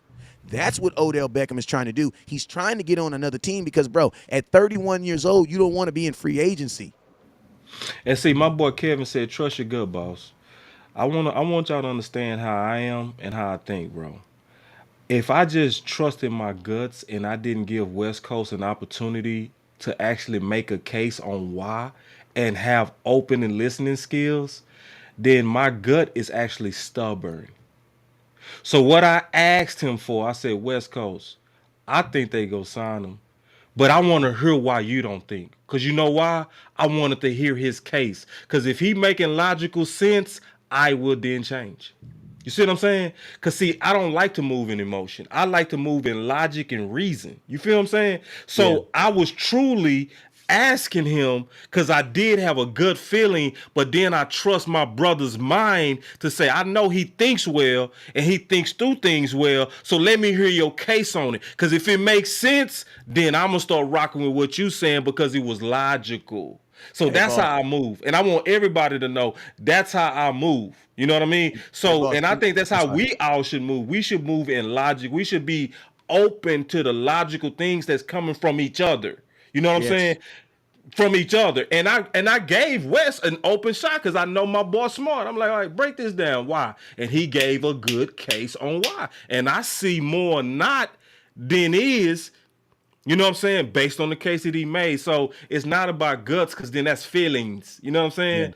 Yeah, exactly. Forget feelings. I want it to add up here. I want 2 plus 2 to be 4. Not what Jerry say 1 plus 1 is 3. Yeah, and I'm going to say it like this. Somebody's going to have to compromise with OBJ. Either the team is going to have to compromise or OBJ is going to have to compromise. It's going to be OBJ. And I think it's going to be OBJ. It's going to be OBJ, the bro. only way OBJ gets signed is if somebody's going to have to compromise. Either he's going to have to get a team to be like, OBJ, okay, dog. I'm going to give you this ain't going to be contract. Dallas. It's not going to be a team. I don't think it's going to be any team. I don't think any team is going to do it. Because think about this. Yes, OBJ played well in the Super Bowl, but think about this. He didn't make it through the Super Bowl. Yeah. Think about this. If the Rams don't win that Super Bowl, you're looking at OBJ and what he did in that Super Bowl totally different. Totally different. You're saying, damn, we probably could have won that game if OBJ didn't. And see, that's why I said a little while ago that the owners have a lot of leverage on OBJ. Yeah, he got leverage because a lot of people can bid on him, but now that bidding war is getting less and less and less because your options are getting less and less and less. Your options not looking good when you say my top 2 teams that I'm visiting is New York and Dallas. What happened to Buffalo? What happened to Kansas? You see what I'm saying? You see what I'm saying? So your options drying up right before our face, big dog. Just like Anthony Barr. Remember Anthony Barr and James Peters was chilling trying to wait to see what team gonna sign them? Guess what? They came in for peanuts. I would not be surprised. Listen to me. If Odell Beckham only has 2 options. Peanuts. Then I'm gonna tell you this right now. If he ends up being a Dallas Cowboy, the Jerry Jones cheap. It's gonna be dirt cheap. He's gonna have to buckle. He's gonna because I'm gonna tell you this right now. Buckle. The Cowboys are not gonna be interested. The way the Cowboys draft, there's no way they're interested in him next year. Exactly. There's no way. And then ain't no way. And listen, bro, let's keep it real too. Let's keep it real. It's no way they're interested when they are number 1 in the league in points right now with that. Facts. Just on business, y'all. We just talking return on investment in business, y'all. Just straight up, dog. We know Steven, bro. Come on now. Steven go spend money he don't need to spend. Is he? No. No. So we number one in the entire league since Dak done got back in points, but we gonna go out there and spend some extra. Okay, sure. And so Mikey says He that, better be dirt cheap or he but ain't our coming. last draft pick, who was a wide receiver, was a bust. Mikey, your wide receiver, Jalen Tolbert is not a Who? bust. No, that's Jalen not a Tolbert, listen bust. to me. I'm gonna tell y'all why y'all think Jalen Tolbert is a bust is because he hasn't played in his rookie season. I'm gonna tell y'all this right now. Listen, if you're not a first round pick, your ass shouldn't even be in a uniform. Like this is like I think like listen to me. When Michael Gallup started in his rookie year, that was not normal.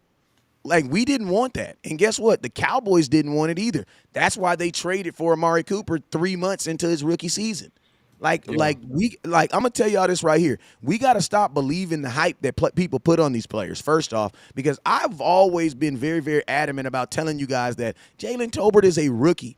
There is no way that we can say that Jalen Tolbert is a bust. There's no way. The dude has only been in the league.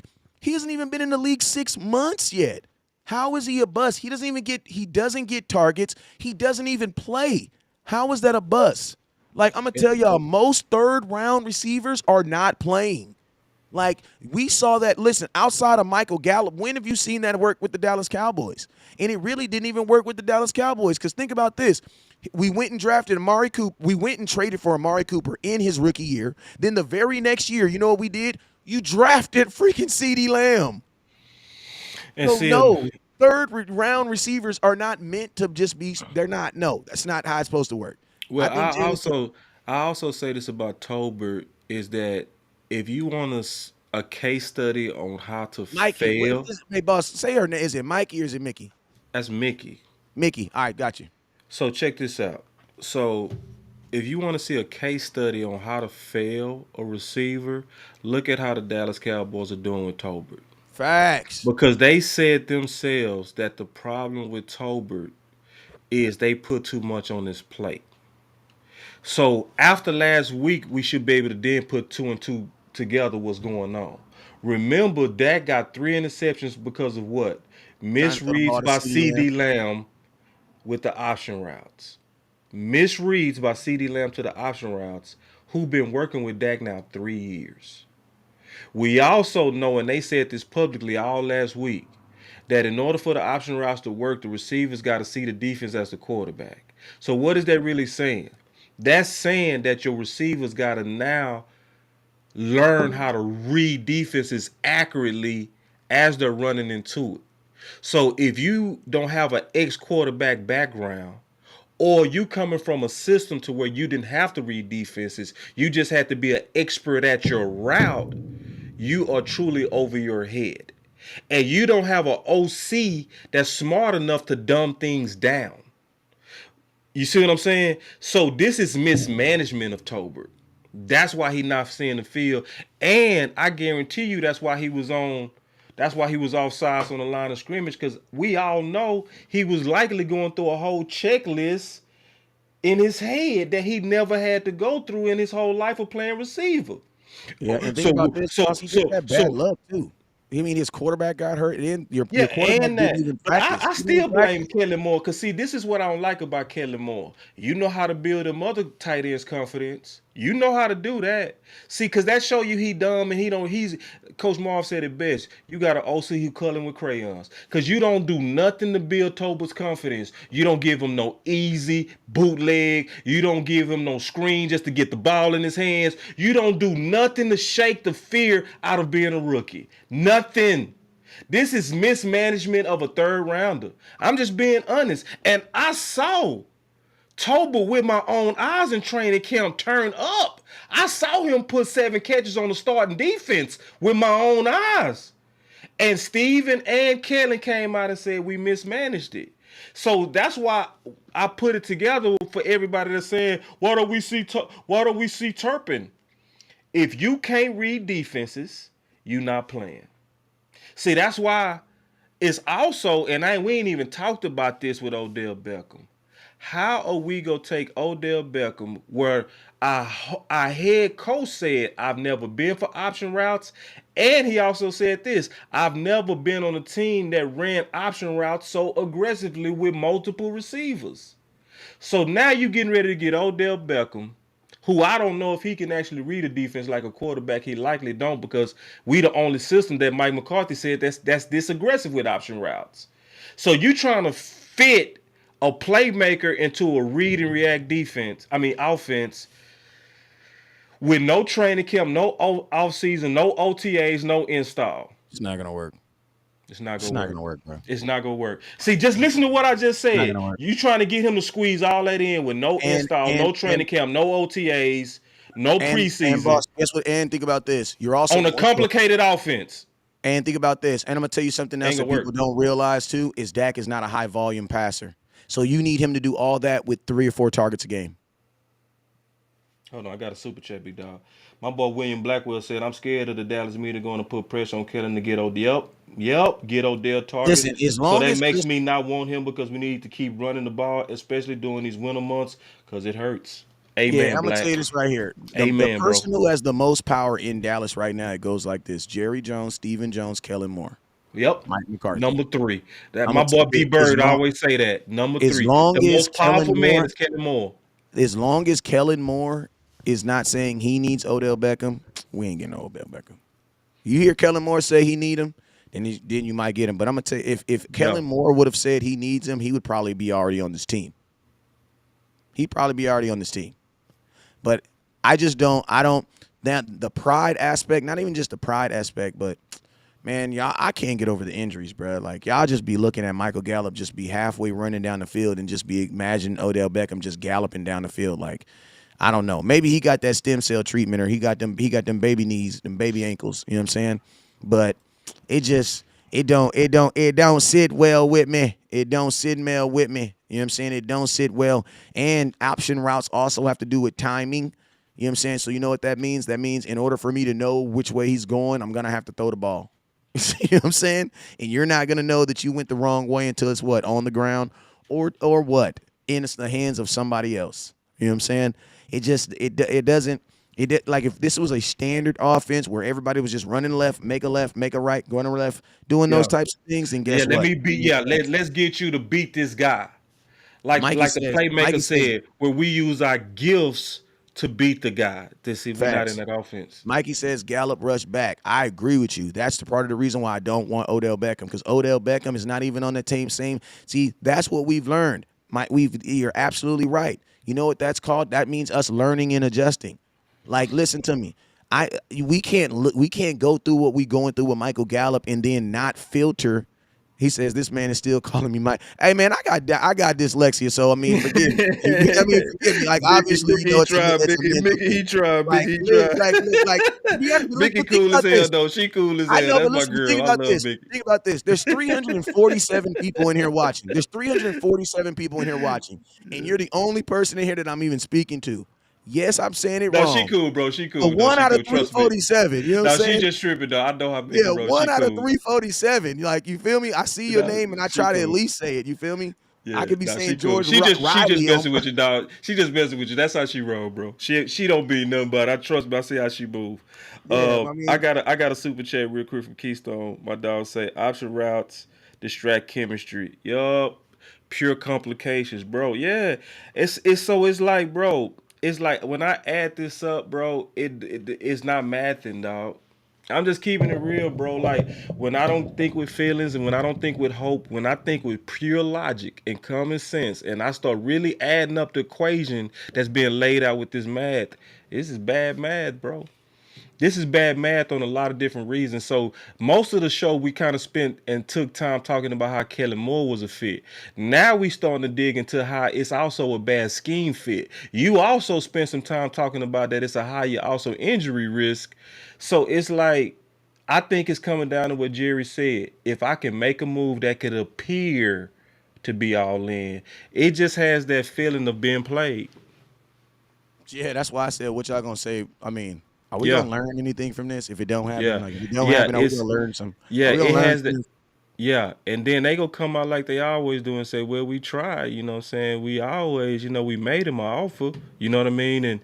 And all that kind of stuff. And see, it's almost like they sabotaging it, to be honest. Because see, the way that they have all their players coming out like they want him, bro, listen, that is running up your own price. Why would you do that to yourself unless you don't really want him? Man, I'm gonna tell you what they trying to do. They trying to solidify him. They're trying to sell Odell Beckham behind the want and not the dollar sign. They think that Odell Beckham is just some what it really means, or what it kind of views. I think they kind of view OBJ as a guy who can be moved by media sway and not by a paycheck. See, they wouldn't be Yeah. recruiting. See, they would never recruit West Coast like this. Because they know I don't give a damn. I'm like, what? Bro, I don't even watch. Did you hear what West Coast? Did you hear what Dak said about you Mickey, on you crazy. ESPN? Nah, bro, I don't even watch ESPN. Me neither. I don't even watch ESPN. You know what I'm saying? This organization honestly feels that he says, okay, but how many people named Mickey? Man, I don't know nobody named Mickey. You the only person I know. Be honest with you, the only person I know named Mickey. But yeah, you know what I'm saying? Like, they honestly think that he can be swayed by that. That's why they're using it. That's a good point, Wes. Like, think about this, Yeah. Von Miller. Why didn't they 'Cause say this see, about Von Miller? Because they knew Von Miller wanted his what money. you saying, bro, to your point of what you saying, that's also what Brian Browder said. He said, if you want Odell Beckham, you gotta go out there and show him that you need him and all this kind of stuff. Facts. So it's like we made your offer that's cheap, but we gonna still try to keep that cheap offer out there. But we gonna go out there and try to show you a whole lot of love to try to play to your ego. But bro, man, we need to wrap this up, bro. We've been at Hell this yeah, a we do, minute, man. Hell dog. yeah, I'm up here Goddamn. checking Man, my phone and some other stuff. Man, I saw you grab that sweater, big dog. I'm like, yeah, bro. I know that wrap up side, bro. I got this. Yeah. Facts, bro. Facts, bro. But hey, this is Facts. Hump Day. This is Hump Day, bro. So what y'all just experienced was Hump Day with West Coast and Boss Cowboy. A lot of y'all might not know this, but man, we used to co-host with each other for a very long time, so the chemistry is very natural. A lot of times we can finish each other's sentence, but it's also a mutual respect, that you go always see come off that camera, and you go see, some like detailed thoughts, detailed debates, and two brothers that I really believe are pretty good at trying to reason out the tea leaves of what's going on with the Cowboys. Like, I know for a fact that I always come up with more and more content as just me and him talk. You know what I mean? Because I can say this with full faith that I know that he put a lot of thought in these Cowboys, and so do I. Yeah, man. And y'all listen to me, man. I already listened to me. Y'all be getting mad at me because I think y'all think that I try to come off for everybody. I'm not. It's not my goal to be liked by everyone. You know what I'm saying? Like, my goal is only to be liked by the folks who was put on this earth to really rock with me. You feel me? If I offend you, it's probably a good thing. You know what I'm saying? And if you offend me, it's probably a great thing. You want to know why? That means we're going to change our opinions. I'm always down to change my opinion. I'm always down to get proven wrong. You want to know why? Me Because too. that means you've been, listen to me. Think about this, y'all. When Yeah. you get proved wrong, you know what that means? That means you were literally walking toward a hole in the ground and somebody stopped you and said, Yes. yo, go the You other finna way. fall, dog. You about to Yes. fall, bro. You Like, finna fall, save dog. me. Save me, bro. Save Save me. me. You And know what I'm see, saying? and let me say one more thing about me and my boy Wes. And I always say this, and y'all should see this as me and him go back and forth. It's been so many times that I caught up to something that he said late. You see what I'm saying? And vice versa. Like, me and him had the best debate on Dalton shows. I wish we'd have televised it. Boy, I'm talking about, man, I'm talking about it was knocked down, drag out. I think he talked about my mama, bro. I ain't talking about your mama. No, I know he didn't. Obviously, he did. But I'm just saying, we was very passionate in that. But that's the type of things that we do, and then he'll come around too. But that's how I know he in it for the right reasons. That's the key I know about West Coast. The fact that you took all them slugs on running damn ball when it wasn't popular, that's the main thing I want y'all to get out of this. You might not agree with us, but one thing you got to know about us, we doing our best to tell you what we definitely think is going to win us 6. We're not playing about that. Mickey sent a super chat. She said, boss, remember that show you did with Candy about having a message massage OBJ's ego? 2 weeks later, they started speaking out. Facts. And it's to West Coast point. They likely sent him a cheap offer, so they still trying to massage his vanity to try to get him in here because the offer likely wasn't good. And so they trying to go this cheap route, which is let's get these guys to run the Brian Broaddus play.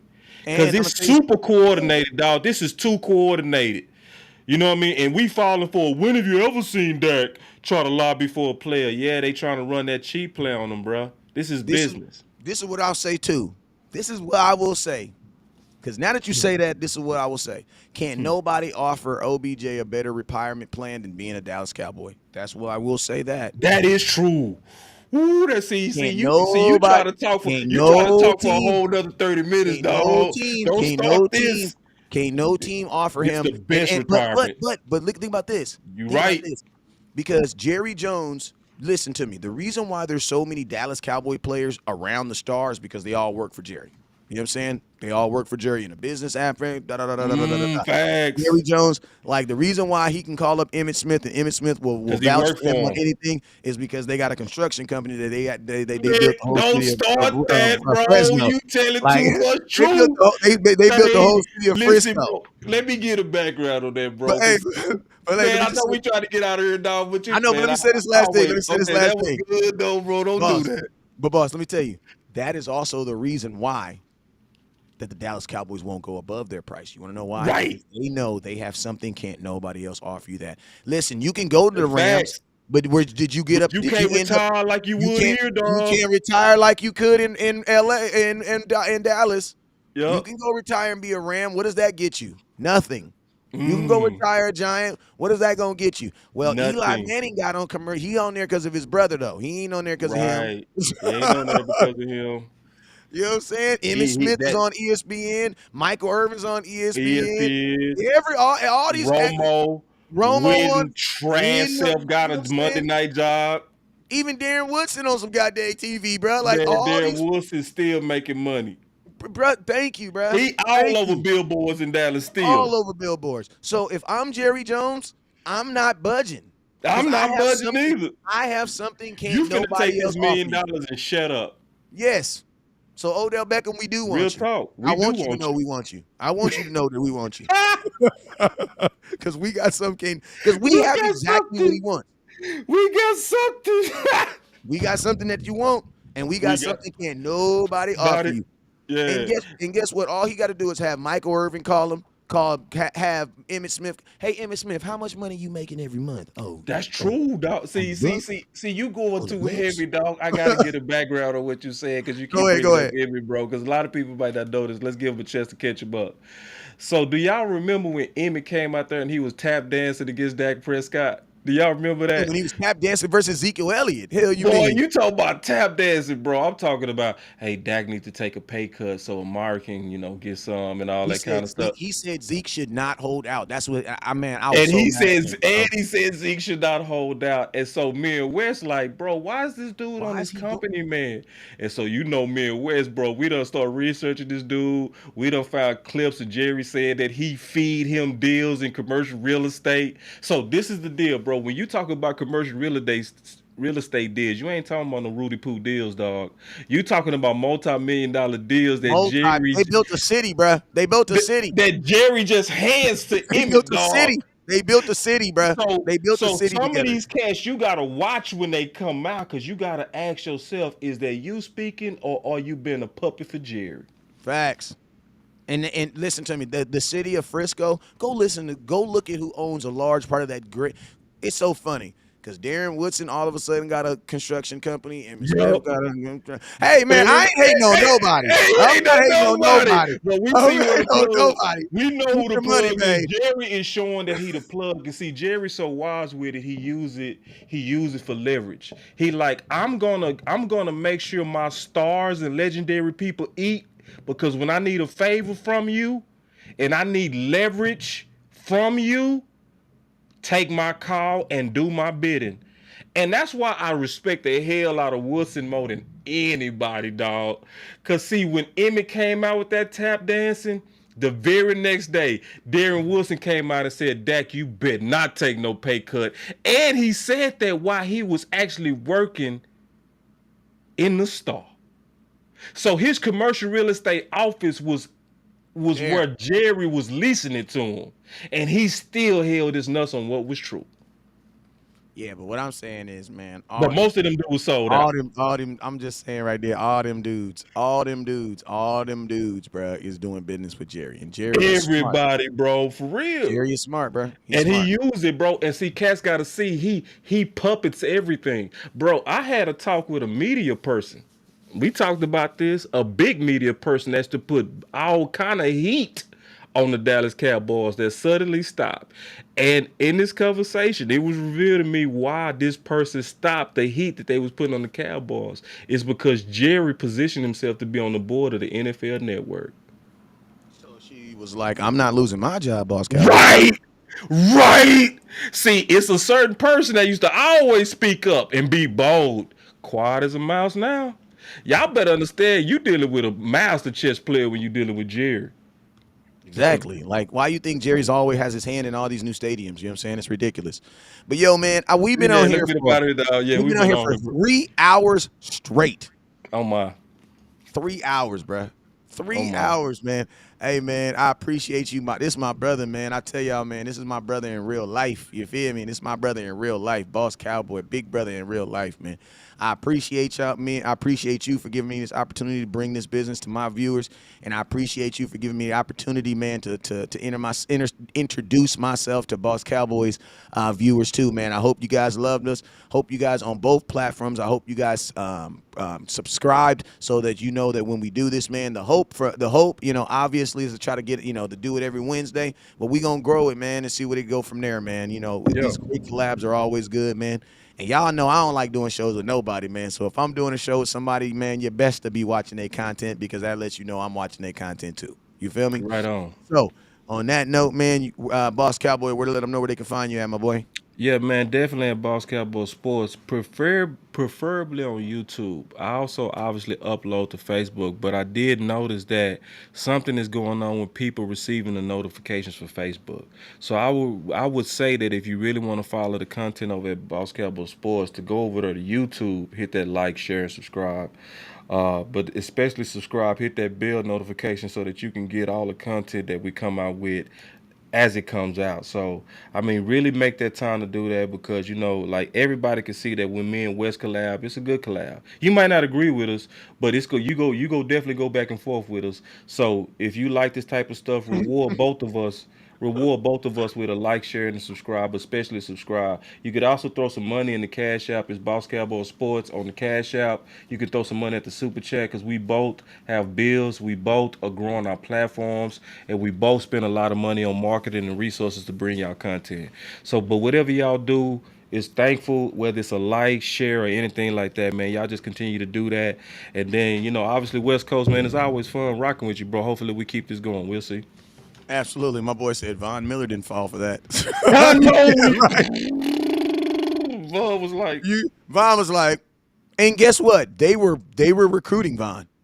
They was recruiting him. People were like, they were texting Von and saying, putting stuff out there. They were saying that. You know what I'm saying?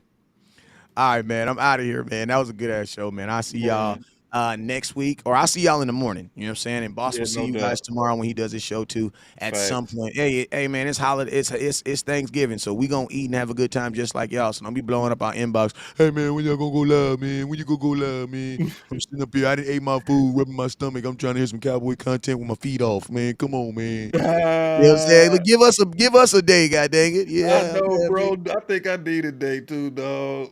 I I think I heard need a that. day, man. But much love to y'all, man. For real. All right, you already know what it is, man. Never look down because the stars up. Peace.